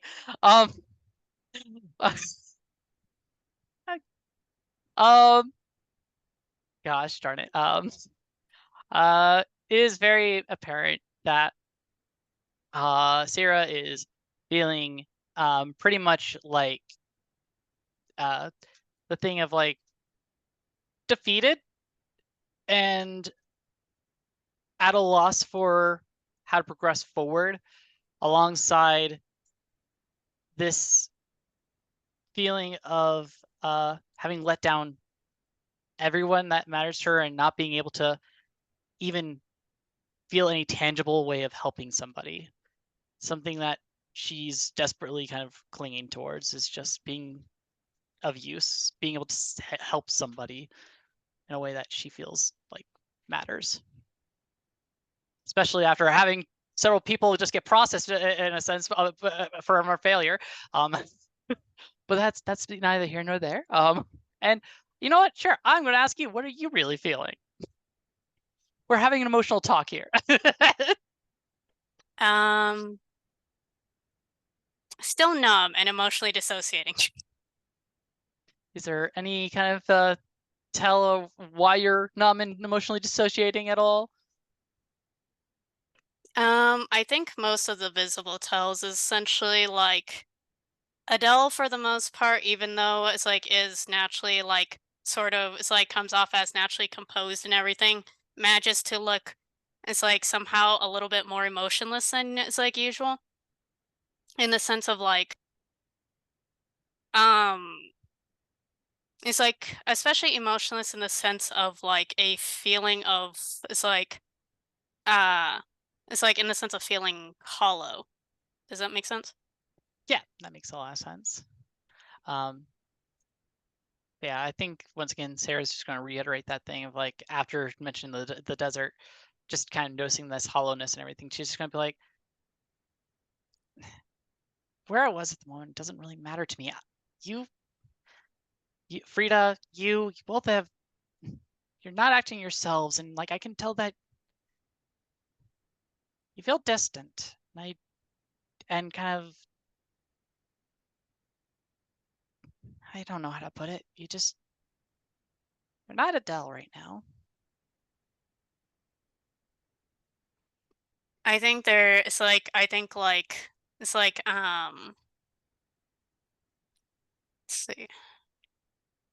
I think Adele sort of like is like moves to it's like sit next to you. It's like sort of like it's like sort of like it's like let's see. It's like yeah, I think sort of like moves to sit next to you. And it's like sort of contemplates for a moment. And let's see.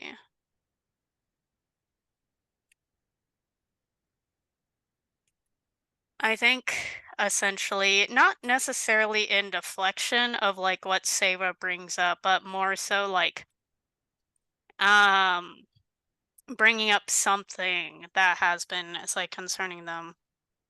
It's like it's like sort of it's like although this does sort of change the topic nonetheless, where they it's like sort of it's like say it's like art it's like is this it's like is this dealing with is like nobility, so to speak, and rising in ranks, is this something you really want?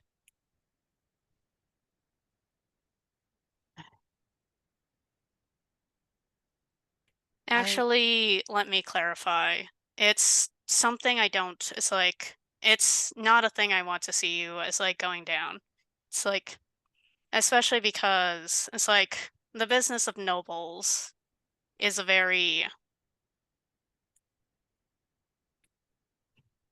no, harrowing it would put, it's like harrowing would put it, it's like much too nicely, but it's like nobles at their worst are utterly unforgivable. It's like it's like, and it's like even more cruel to, it's like those who are not born into it. They'll, it's like they will build you up. It's like string you along. It's like put you upon the most fragile, it's like pedestal. Before, it's like, before, it's like they put the noose around you. And then it's like, and then kick the pedestal out from underneath you. And kind of Sarah just kind of leaning back for a moment and hearing that and all, and just looking up at the upper part of the skybox here, and just kind of I never really wanted to ever be taking the front stage. I've always been a person who likes to support others, and honestly, the spotlight, especially in the front of the entire family, was never something I really wanted. It's more of the only thing that I know that I can do right now. And I don't know. In getting better at this, I was also hoping that one day I could even help you just a little bit. And not a high house or anything, but I always see you just putting your all into everything on this, and I don't even know how you manage to keep it going with this kind of stuffy atmosphere. I don't. I don't.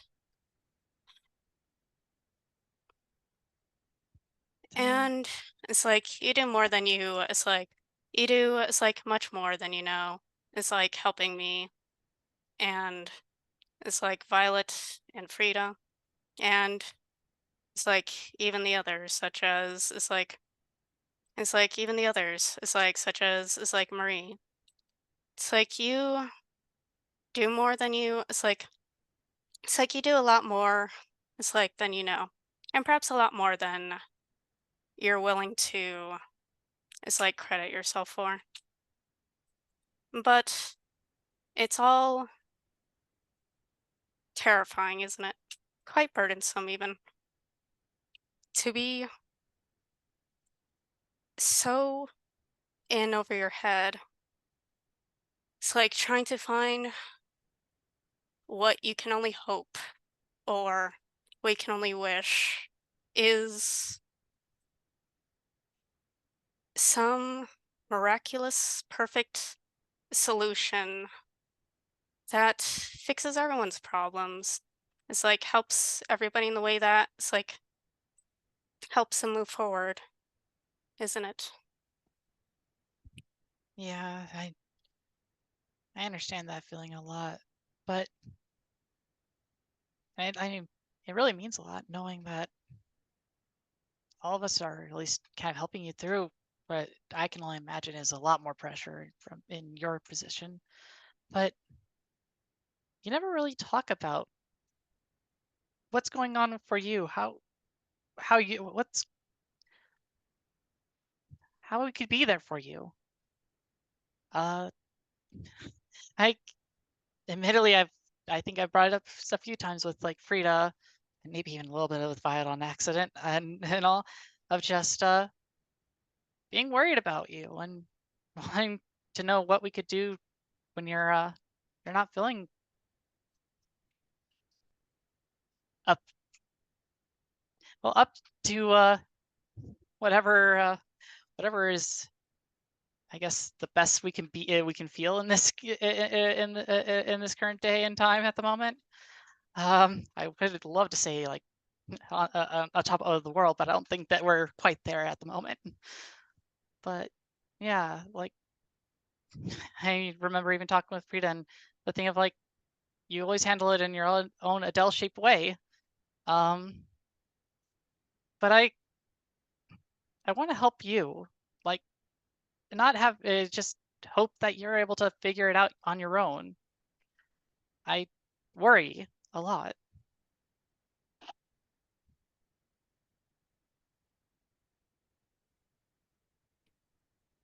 I think I think Adele takes a deep breath, sort of. It's like puts a hand, it's like upon your head. It's like sort of, it's like in that sort of like consoling way if you're, it's like assuming it's like you're okay with it and everything. And I think sort of like, it's like,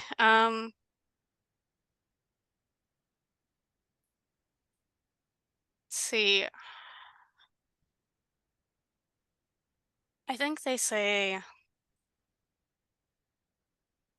I think I'm still It's like, to be quite honest, perhaps I don't. It's like I don't know the answer to that myself. Unfortunately, I'm not necessarily given the time to think on that sort of thing. Well, now's a good time. What does Adele want? What is Adele feeling? No one's here, just you and me. Just now's a good enough time to think. And it's like I think Adele is like sort of it's like stands.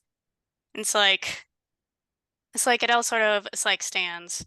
It's like sort of gives you another it's like pat on the head and everything and just well, I think it's like I'll try to let you know if I figure that out. But I think it's like the same goes to you. It's like have you it's like vented what you need to? Hmm. I guess it's. I mean, all I can say is that I hope this time around I do things right. I can't really afford to lose any of you all again. Well, I'm not going to say don't beat yourself up over it is simply because I don't think it's like that advice will it's like really do anything for you. It's like in practicality. But I think at least if I can say anything is that try to take solace in that sometimes hmm, sometimes all we can really do is like try our best and it's like find help where we can. But at least it's like I think the other reason why I it's like personally can't stand the thought of you is like getting engaged in it's like the business of nobles is precisely because I want you to it's like embrace the freedom of not being straddled with the expectation to find the perfect solution to everything. But again, I don't know what good that sort of advice does for you. But I want to at least say I do appreciate you. It's like, uh, it's like being there for us. It's like doing everything you can to support us. And if I can burden you with a favor, I wish for you to find a way to support yourself in the process.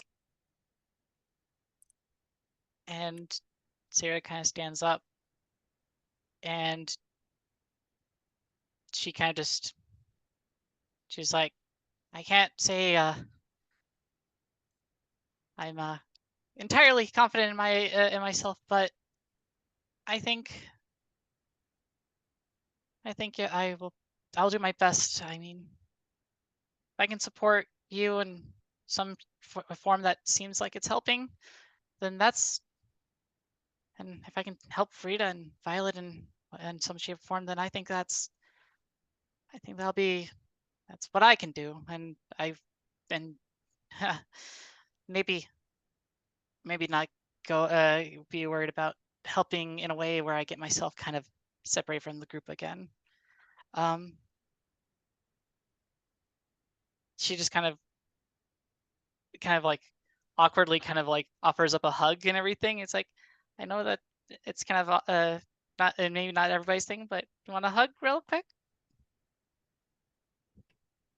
I think it's like Adele sort of like looks off to the corner, like they're seriously contemplating how they can, it's like perhaps avoid that. And then like, it's like, but I think sort of like relents and everything. It's like sort of like it's like beckons. It's like beckons and it's like permits. It's like Sarah to. It's like coming for a hug. And yeah, she gives Adele a hug, and I feel like, at least on Sarah's end, this will be a good place to cut the scene.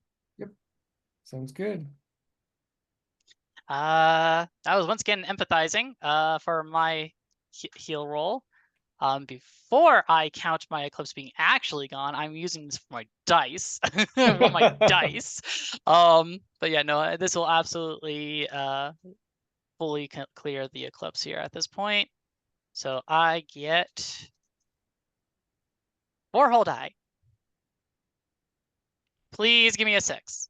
Yes, finally, I get my 6. Yay! Oh my It's broken. god. I am free. I have done it. Okay. Whew.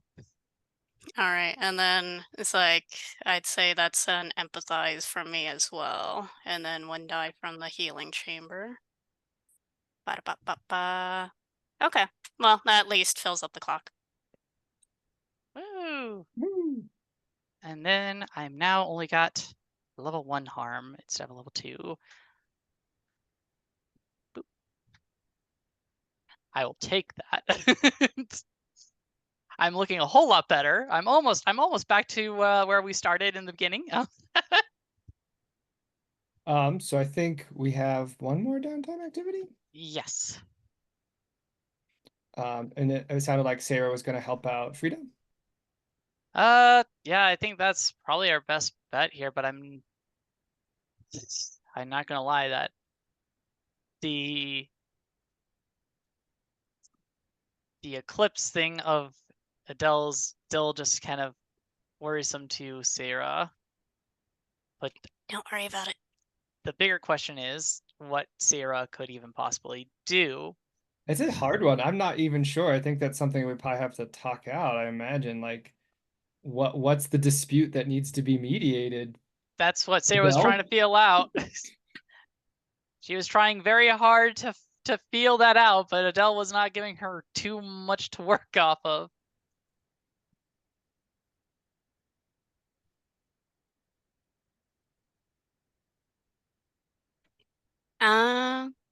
It's like, well, it's like, yeah, it's like I can, it's like I think it's like I can, it's like sort of attribute that to like, actually, it's like I think I could probably it's like explain that towards it's like after it's Sure. like the session and everything, but it's like go ahead and help Frida recover. I mean, I guess that is very much against Sarah's judgment, but we will. Yeah, I don't see a way around it, but Yeah. Adele is going to have a rough mission coming up. Well, no, if she stays in Eclipse, then Sarah's going to be putting herself like dead center in all the like protect moments here, because there's no way in hell they're letting Adele take anything while they're not letting themselves out of this fragile state. That is for certain. But yeah, I guess Sarah will just have to accept being a bodyguard, I guess, for the future here. So I think essentially in it's like I think essentially in its shortest form, Adele is struggling. It's like considerably between like, how do I put it?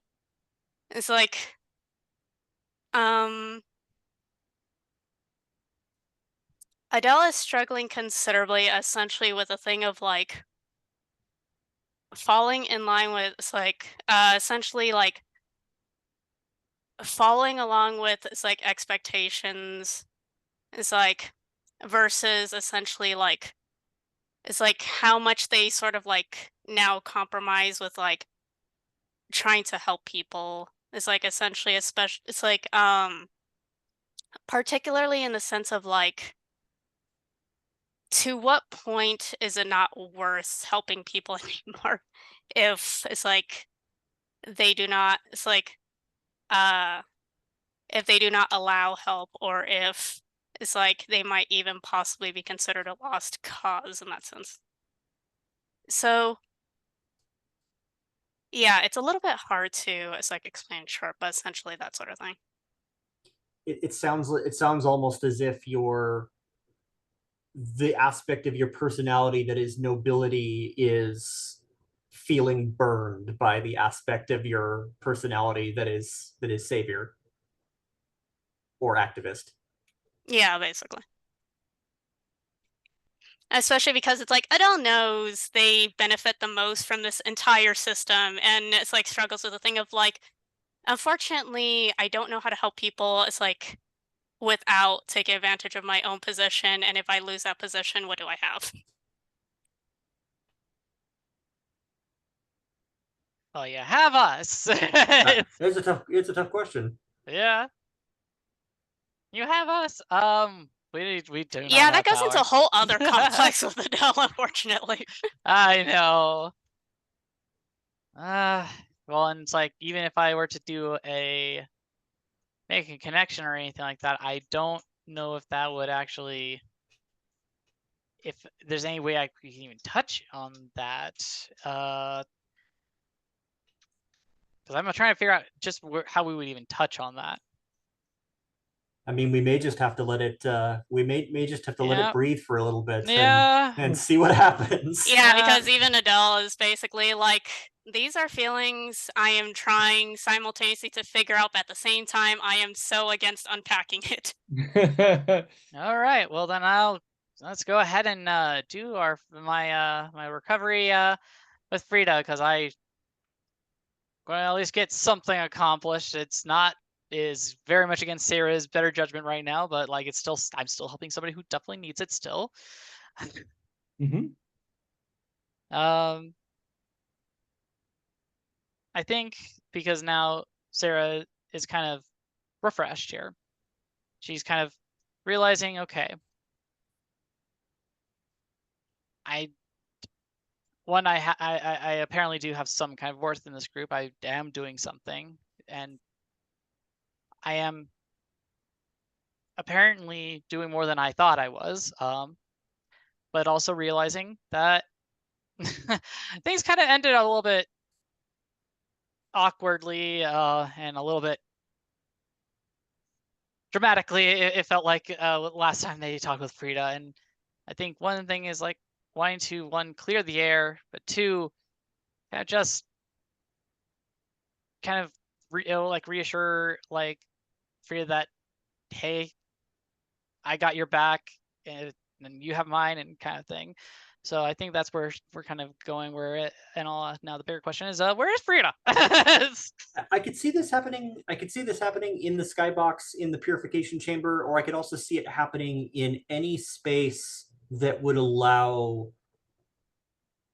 like grounding and centering, like a garden or a pond or or even just physical exertion. Like I feel like anything that would help Frida get back in her body, um, or back in touch with her emotions is a good plan. Okay. Then yeah, I think kind of maybe yeah, I think it's like the thing of like she probably sees Frida in the skybox and is like probably maybe doing the old Frida thing of just playing around in the practice room in a sense before Sarah's just like, hey, hey Frida, Hey, sorry for earlier. I I was a little out of it. she nods. You look like you've been sleeping better, at least. Uh, anything's better than fainting. I'll say that much. That was not a good night It, for anyone involved. I don't think I don't see the party part of any of that. It did not feel like a party. I don't understand why any noble would consider that fun. But it just I just wanted to, one, kind of like once again apologize, but two, I just want to say, from what we were talking about earlier, I have your back. I'll always be there. I really won't give up. I had a moment of doubt, but I think I'm ready to just kind of push through this. I'll acknowledge that. If you acknowledge that I have yours. Oh, I never And doubt that. that means something.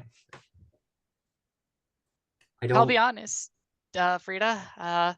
Before seeing you in the state you were in, I always thought you always did have my back. I just always felt like if there was somebody who was indestructible, which I know that's silly, and all, I was just like, you're just kind of the unbreakable wall in a sense. Funny that it's very easy to appear unbreakable when you throw your weight around. But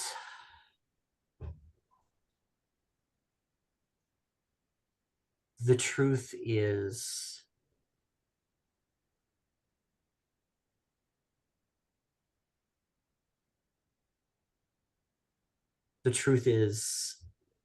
what seems easy in the moment, what seems right and proper, might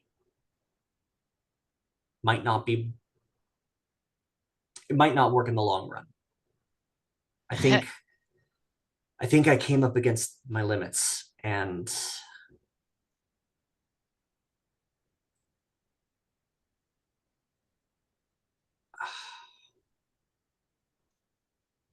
I'm not like you.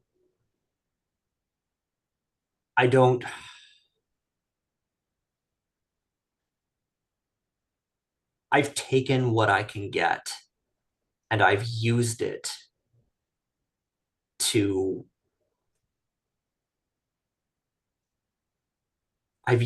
help people, and I've used it to make the world a better place. But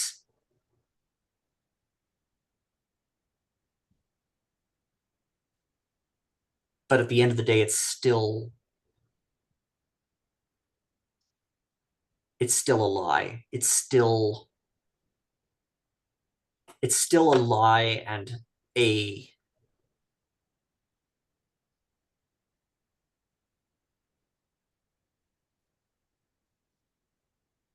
folly to think that I can control it.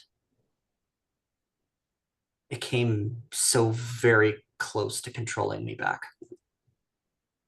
And I can't let that happen. For your sake, for my father, for Ian. I could still feel it in my bones. I was hoping if I stayed here long enough, it would all wash away clean, but I really think I stepped in it, Sarah. I'm just gonna say right now, you may think I don't that like that's you're the only one who's been in that side of the abyss's pocket a little bit, but how should I put it? First of all, I'm gonna try and make this as clear as possible, and she kind of just pulls out her little necklace with the little mirror and everything, and all. It's like I found out at one point or another, whether I like this little mirror that has kind of found an attraction or if to me and all, helps me go back in time. especially once I find that things have gone wrong. I'll be honest, every time I've seen any of you, all three of you, any of you fall to the abyss, I've abandoned everything and gone back to the beginning. Everybody has, at one point or another, in my eyes, including probably even myself, have kind of fallen into this abyss, and its kind of grasp and clutches. I'm this mirror is the only way I have any means of connecting anymore with my magic, but it's also very harmful feeling, to say the least. I don't feel quite myself as I usually do when I go into my magical form, as I did. I don't feel quite connected to me. So I think I understand a little bit of that unfortunate pull from the abyss. She's looking at you and she's nodding slowly. I would ask you where and when you found that, but I feel like given what you just told me, those questions might not make sense. I'll be honest, it found me. The first time well, the only time it came to me in general. I can't even remember what happened exactly, but something went horrendously wrong the first time I went through everything. And I blanked out and found myself kind of floating in what I can only assume is like kind of a nothingness. And the mirror called to me. I grabbed it. And the next thing I know, I was waiting a year again to see you all. And I've done that year-long wait kind of perpetually. I can't even remember how many times I've done that now. It's arduous, to say the least. Waiting a whole year to see you all again and telling myself, be patient. This will be the one. So I'm just saying is take heart. I'm like, I understand where you're coming from, and we'll both get out of this one way or another. This hint of a smile, the hint of a smile flickers across her face, and she says, "Well, if you're still here talking with me right now, that means our branch has hope in it still, right?" Yeah, I'll be honest. The moment something goes irreparable, I'm gone. I don't get even a say in it sometimes. It acts on my emotions. So that's why I try to keep myself usually calm as I can be. But you know me, I'm an emotional mess sometimes.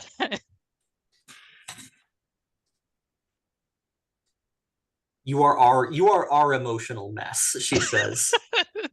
And there's a hint of condescension in her voice. As long as we can keep you. Well, I don't intend to let go of any of you, at least if I have any say in the matter.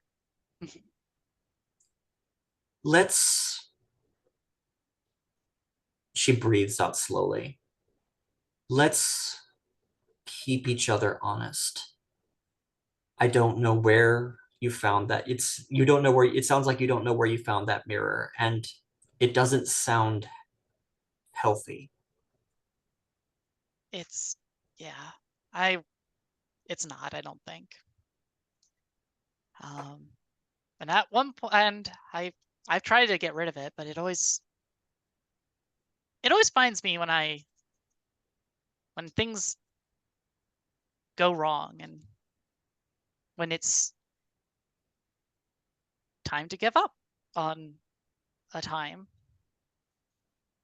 And I'm trying to get rid of it. I'm really trying. I really don't know how this thing finds me.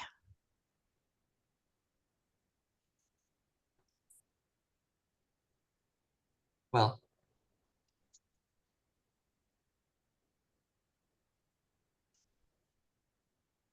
I haven't given up yet, and I hope that I hope that I hope that there's still hope in general for us to be operating with. And I may not trust that tool, and it may not be right to trust that tool. But how about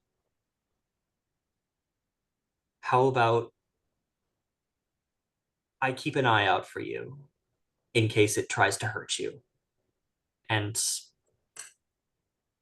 you keep an eye out for me in case I take more than I can carry. That's a deal. And I want to say is just, let's do this, not just for us, but for Ian, for Rose, for Marie, and for our other friends. Like, I want to help. I want to protect Violet. I want to protect Adele. Let's do our best to just stop this abyss here and now. Well, or at least this time around. Now might be a little too soon. Thank you for trusting me with this. Let's get it right this time, right? Yeah. I think that's a good way to cut it off there. And I'm going to roll because this could also bleed over from and all. If I get and all. So let's do. This was once again empathize because I am just. But I don't get to have my extra eclipse die. We can put you back in eclipse. It's no problem. I think I might get slapped by Adele. If not Frida, one of them's going to slap me. Oh, 6! Woo! There's my 6. Hey, that's 4 pips. Yep.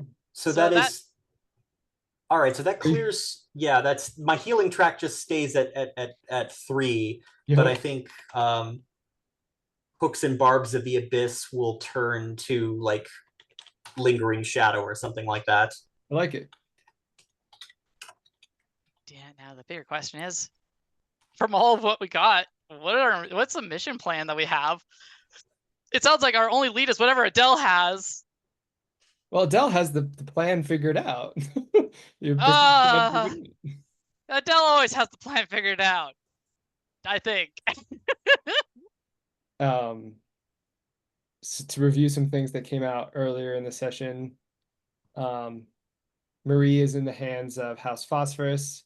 Oda is clearly running, House Phosphorus. Belladonna revealed that they're extracting prisms from some place in the desert and using them for some purpose that Belladonna thinks they need her for. She's not sure why. Just remember that she's has great skill in like archaeology and stuff like that, history. And the Abyss's general plan of break society so that it breaks the people so that they welcome in the cold, harsh reality of the Abyss. I think the way this is going, I think what Sarah's going to actually even like propose to everybody, and this might be something like a text and all to everybody and all, is just that thing of like, last mission, I saw a bunch of people get drained, kind of drained of like their hope and happiness in a desert. I failed to save them last time. I would love to go back to this desert if we can find it. I want to save them and all if there's still any chance of it. Well, then I suppose we have our game plan. And it makes sense to, I mean, putting everything together, it makes sense to Frida. It's they might have been trying to conscript people for the desert. So if we can find out what's going on there, maybe we can actually get ahead of them this time. Mm-hmm. It sounds like a cleansing / combo seek answers. Yeah. Cool. Okay, we have 15 minutes left. Oh, do you have a question we want to go over real quick? Oh, I was wanted to check in for retconning purposes. The rebel iconoclast piece in Calamity, is it the comet or the firebrand? Oh, um, I mean, either way, it's probably very torch-like, but yeah. I like the idea that they're very similar, the actual pieces somehow. I think if comet is still if comet is still sticking, then let's take that and roll with it. Okay. I like the resonance there where like the comet was what led the parade, which was the ultimate emotional outlet expression of art culture, who you are as a person, and that combining with like the iconoclast. Feels good. Okay, so go over XP. Sounds good. All right. We'll do it backwards this time. Let's start with to play the series. Did you successfully carry out a mission from the series list? Nope. Did you confront the world's oppression and comfort those who suffer? I Whole feel like lot of we that. did a lot of that. Yeah, I was gonna mark 2 and carry that over right away. Did you explore the nature of the darkness? Explore the nature of the darkness and redeem those who have fallen. We definitely Uh, explored. yeah, I mean, getting people out of Eclipse certainly helps with that, with the Yeah. redeeming. But there were multiple conversations exploring the nature of the darkness. Okay. And did we express the essential nature, origin, or destiny of the group? I feel like definitely in the sense of like us trying to pick each other up and to have this hope for a better future and to kind of stop this abyss's like kind of general plan of taking the light from people. And Sarah's confession about being stuck in a Groundhog Year. Does anyone have an idea for a series ability or transcendent ability that you want to grab? Hope is strength. It may be time to re-enable hope is strength. That might help us and all. Or by starlight for that matter. Oh yeah. Ooh, tireless also means if I keep throwing harm at you, you start healing. Oh wait. Oh yeah. Yeah, harm is usually brutal in Forged in the Dark games to clear off the track. So there's something to be said about trying to mitigate the harm mechanic. I mean, it was kind of brutal on us. We weren't able to do any, it's like, make a connection scenes for links. You got nothing. It's true. Yeah, all of those are great options. What are you feeling? I'm not feeling one way or another. What do you guys? Is there anyone that you're particularly leaning on, you guys?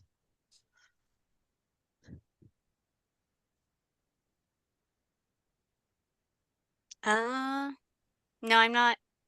It's like I don't feel myself leaning. It's like hard on. It's like any particular one. What would tireless look like for our group? So essentially, your first and last action rolls are tended to count as recovery rolls for you. So essentially, when you do your first action roll, that is also it's like you also use that same result as a recovery roll. So like Sure. for yeah, and then in So addition to their other effects, go ahead. so what would it mean for our group to be tireless? What would that look like in the fiction? Oh, that's what you mean. I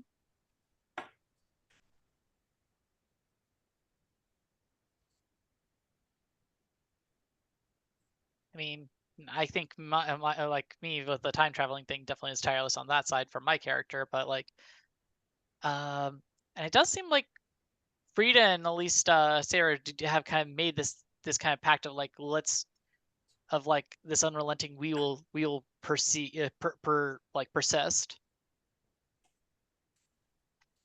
Since your powers are attached to starlight, I'm picturing like you glow brighter and the stars infuse you Ooh. more. That's actually kind of fun. It does seem like at least Sarah and Frida are both are each burning the candle at both ends. But at least you aren't an eclipse anymore. Yeah, that we're gonna be babysitting somebody in Eclipse this next mission. No, don't worry about it. I can just take harm. So I feel like tireless is a good way to I think tireless would be mechanically useful to us, and if we can justify it narratively, that would be my preference. Yeah, And I'm if good we with think it's a that. stretch, then I'd probably be interested in one of the other options. Yeah, I'm like tireless sounds really great, but yeah, the narrative part, I'm not sure how I would describe it.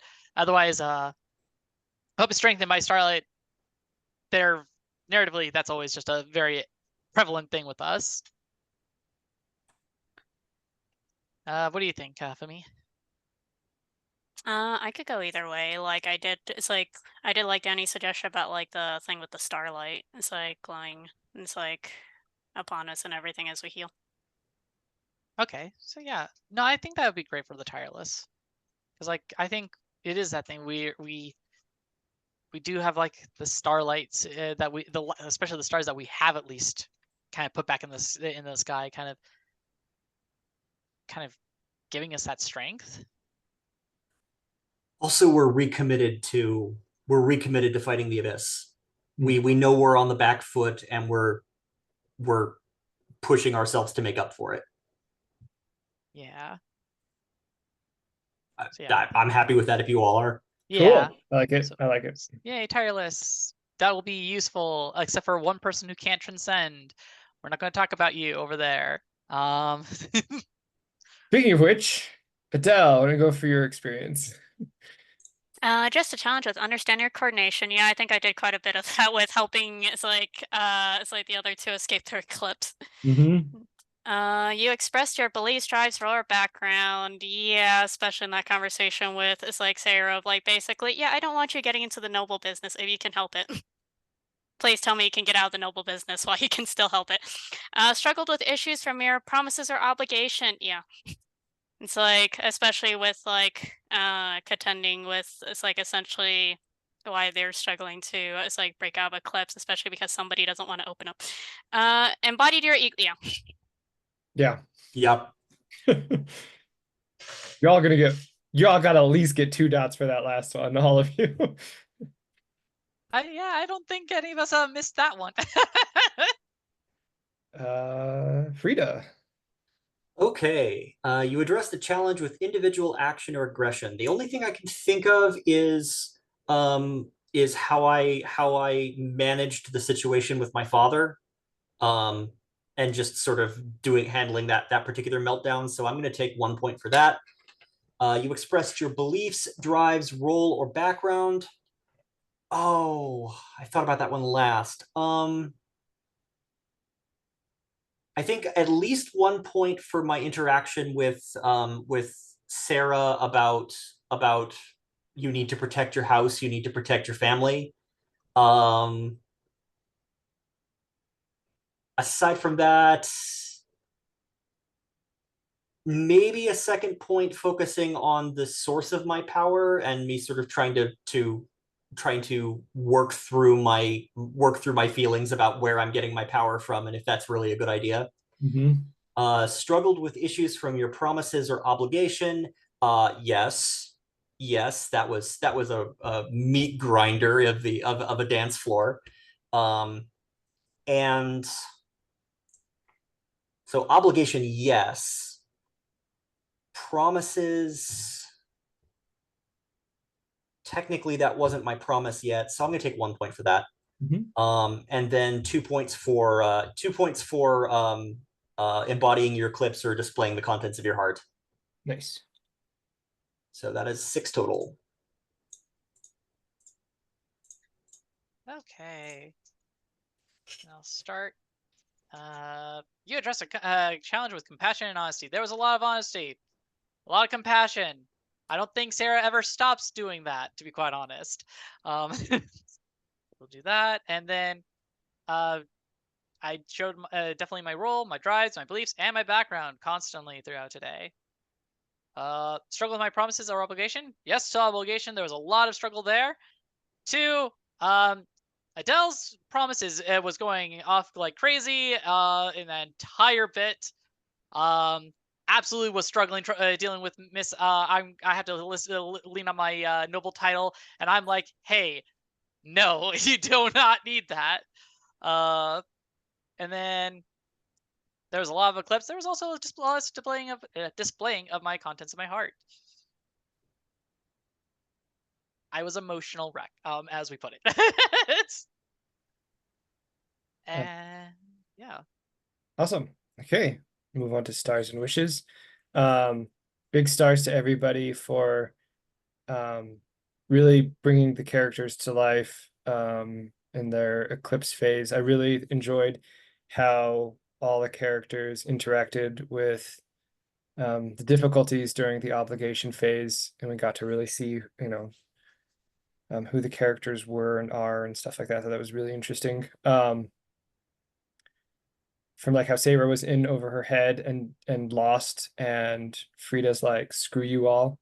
And Adele is like, I will just put on a flippant face and we will play this through. I thought it was great. And then also star Fumi for being patient with me when I was still in the obligation phase when we were in the downtime phase. Wishes. I'm curious to see what happens in the desert next time, so I'm excited for that. That's all I got. Feel free for whoever wants to jump in.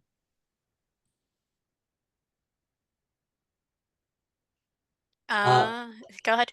Oh, go for it. No, it was like you can go first. Oh, okay.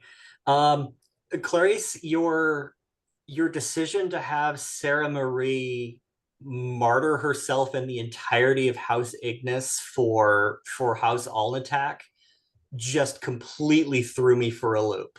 And I'm delighted by that. I'm delighted by that turn, and I'll combine that with a wish. Is I'm very curious to see how that impacts Frida's relationship with Sarah moving forward, because I feel like that just knocked up my Sarah's martyrdom complex right up to the top of the threat list.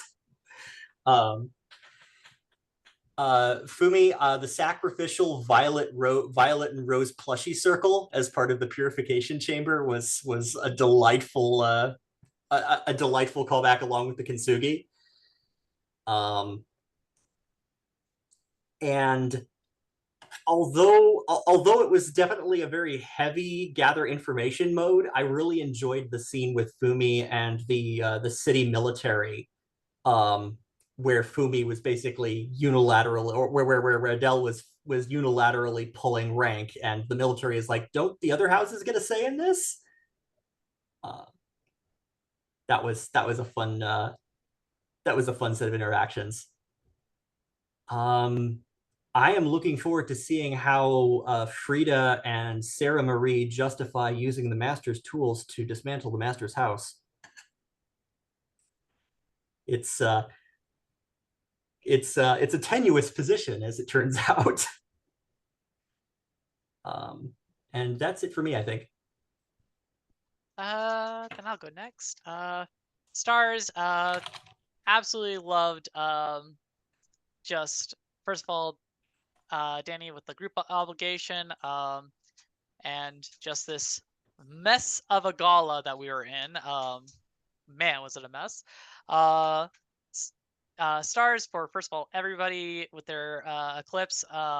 Was fun seeing when our characters are at their definitely not at their best. Stars for Frida, like absolutely enjoyed thing from like oh, this awkwardness of like trying to help Frida at first, and they're both not in a good headspace, and so it kind of has this kind of unfortunate lashing between the two, and when they're trying to help each other and having it kind of somewhat resolve, and then for a bit, but it was so like it was still kind of like that painful thing where then they kind of cleared the air finally when they both had their heads cleared, which was just a lot of fun seeing that.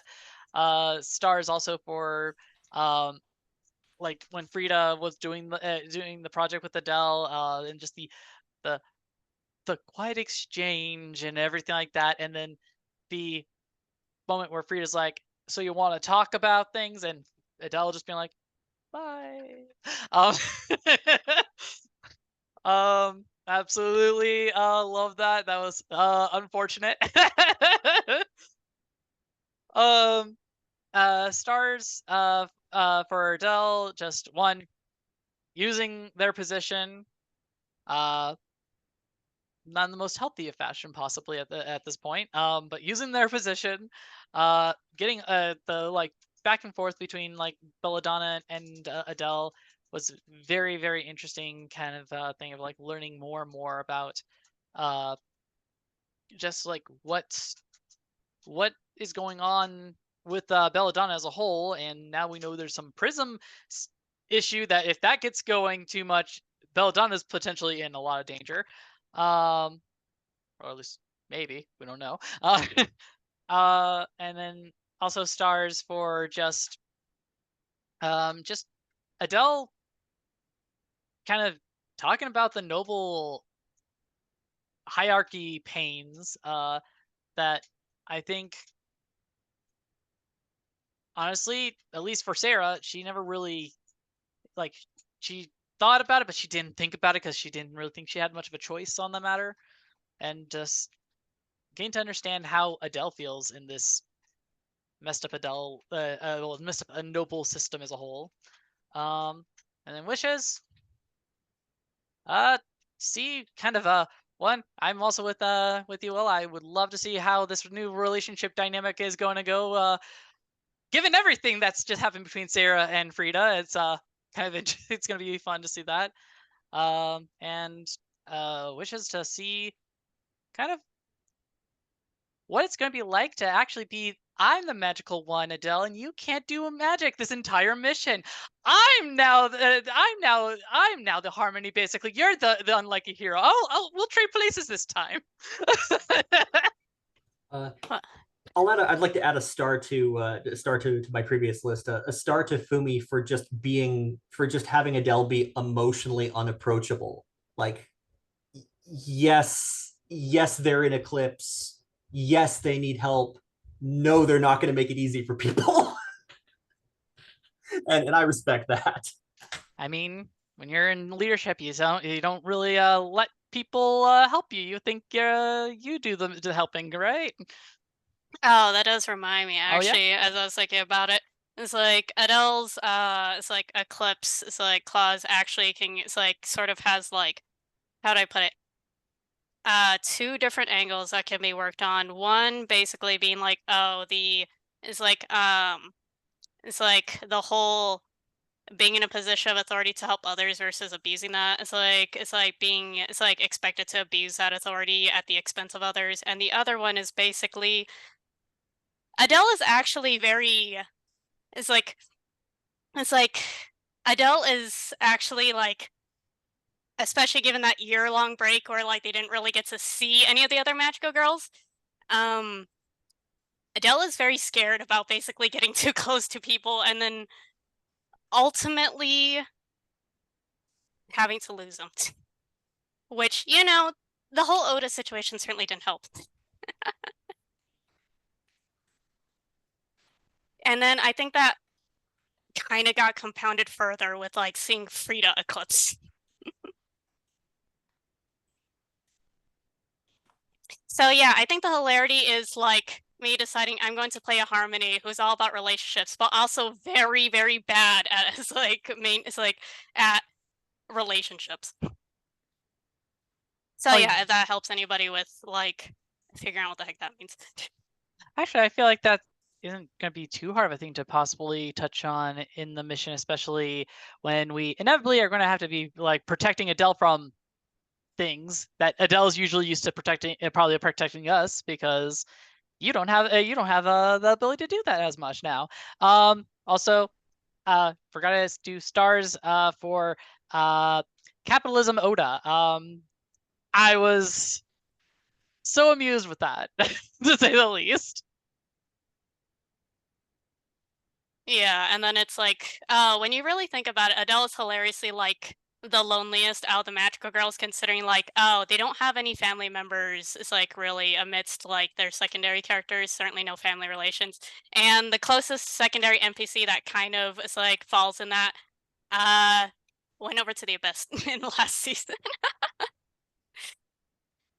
So yeah, it's like, yeah, so it's like I think that's basically like a second angle that can be worked on. It's like when it comes to Adele refusing to unpack their emotions because they've never had it's like experience with unpacking emotions. Don't worry about it. But yeah, is there anything more it's like you want to add, Clarice? I didn't mean to hijack that. Oh, no. I'm good. Okay, it's like okay, in that case, stars and wishes on my end. Yeah, similarly, stars too. It's like everybody. It's like stars too. It's like Danny for it's like essentially the group obligation, and also for it's like put up with like my antagonism with that downtime investigation. It's like and it's like also it's like stars. It's like to will for it's like love seeing it's like Frida essentially contend with like it's like the whole conflict of like depending on the abyss, but it's like and not liking what that entails and accidentally sort of exerting that upon Albrecht. It's like amongst everything else. And then just the way that it's like seeing Sarah passed out is just enough to sort of like temporarily shock her out of it's like her it's like violent mind spiral, so to speak, and everything, but still not enough to it's like get her to open up. And then it's like, yeah, seeing essentially how it's like oh yeah, being silently offered to it's like help and everything is like basically is like the exact line at which Frida can kind of tolerate. It's like sort it's like with it's like their it's like sense of it's like with their brittle pride and everything. It's like yeah, and then just the whole it's like response to like what do you mean you're martyring yourself and your house for my house? How dare you?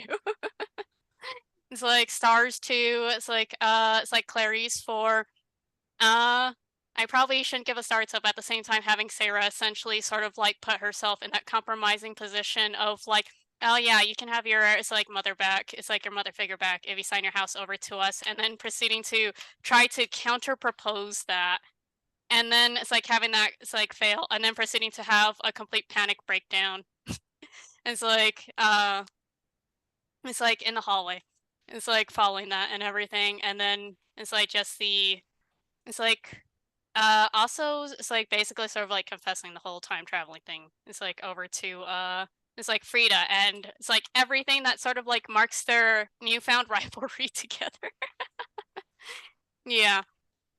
It's like yeah, it's like had it's like a lot of it's like but yeah, it's like had a lot of fun in it. It's like everything seeing these it's like seeing these magic girls. It's like try to navigate feelings. Some definitely better than others, except my own character. Oh yeah, and I think one other wish I wanted to add, is to see whatever Danny does with now me putting this omnipresent little mirror that just keeps on following me around, and what that all means. I've got that figured out already. Oh, that was God. perfect. I was like, what? Oh, okay, yes, I will take this. I have a use for this already. A love letter to the GM. Yeah. This will connect some dots. Perfect. Awesome. I'll stop the recording here.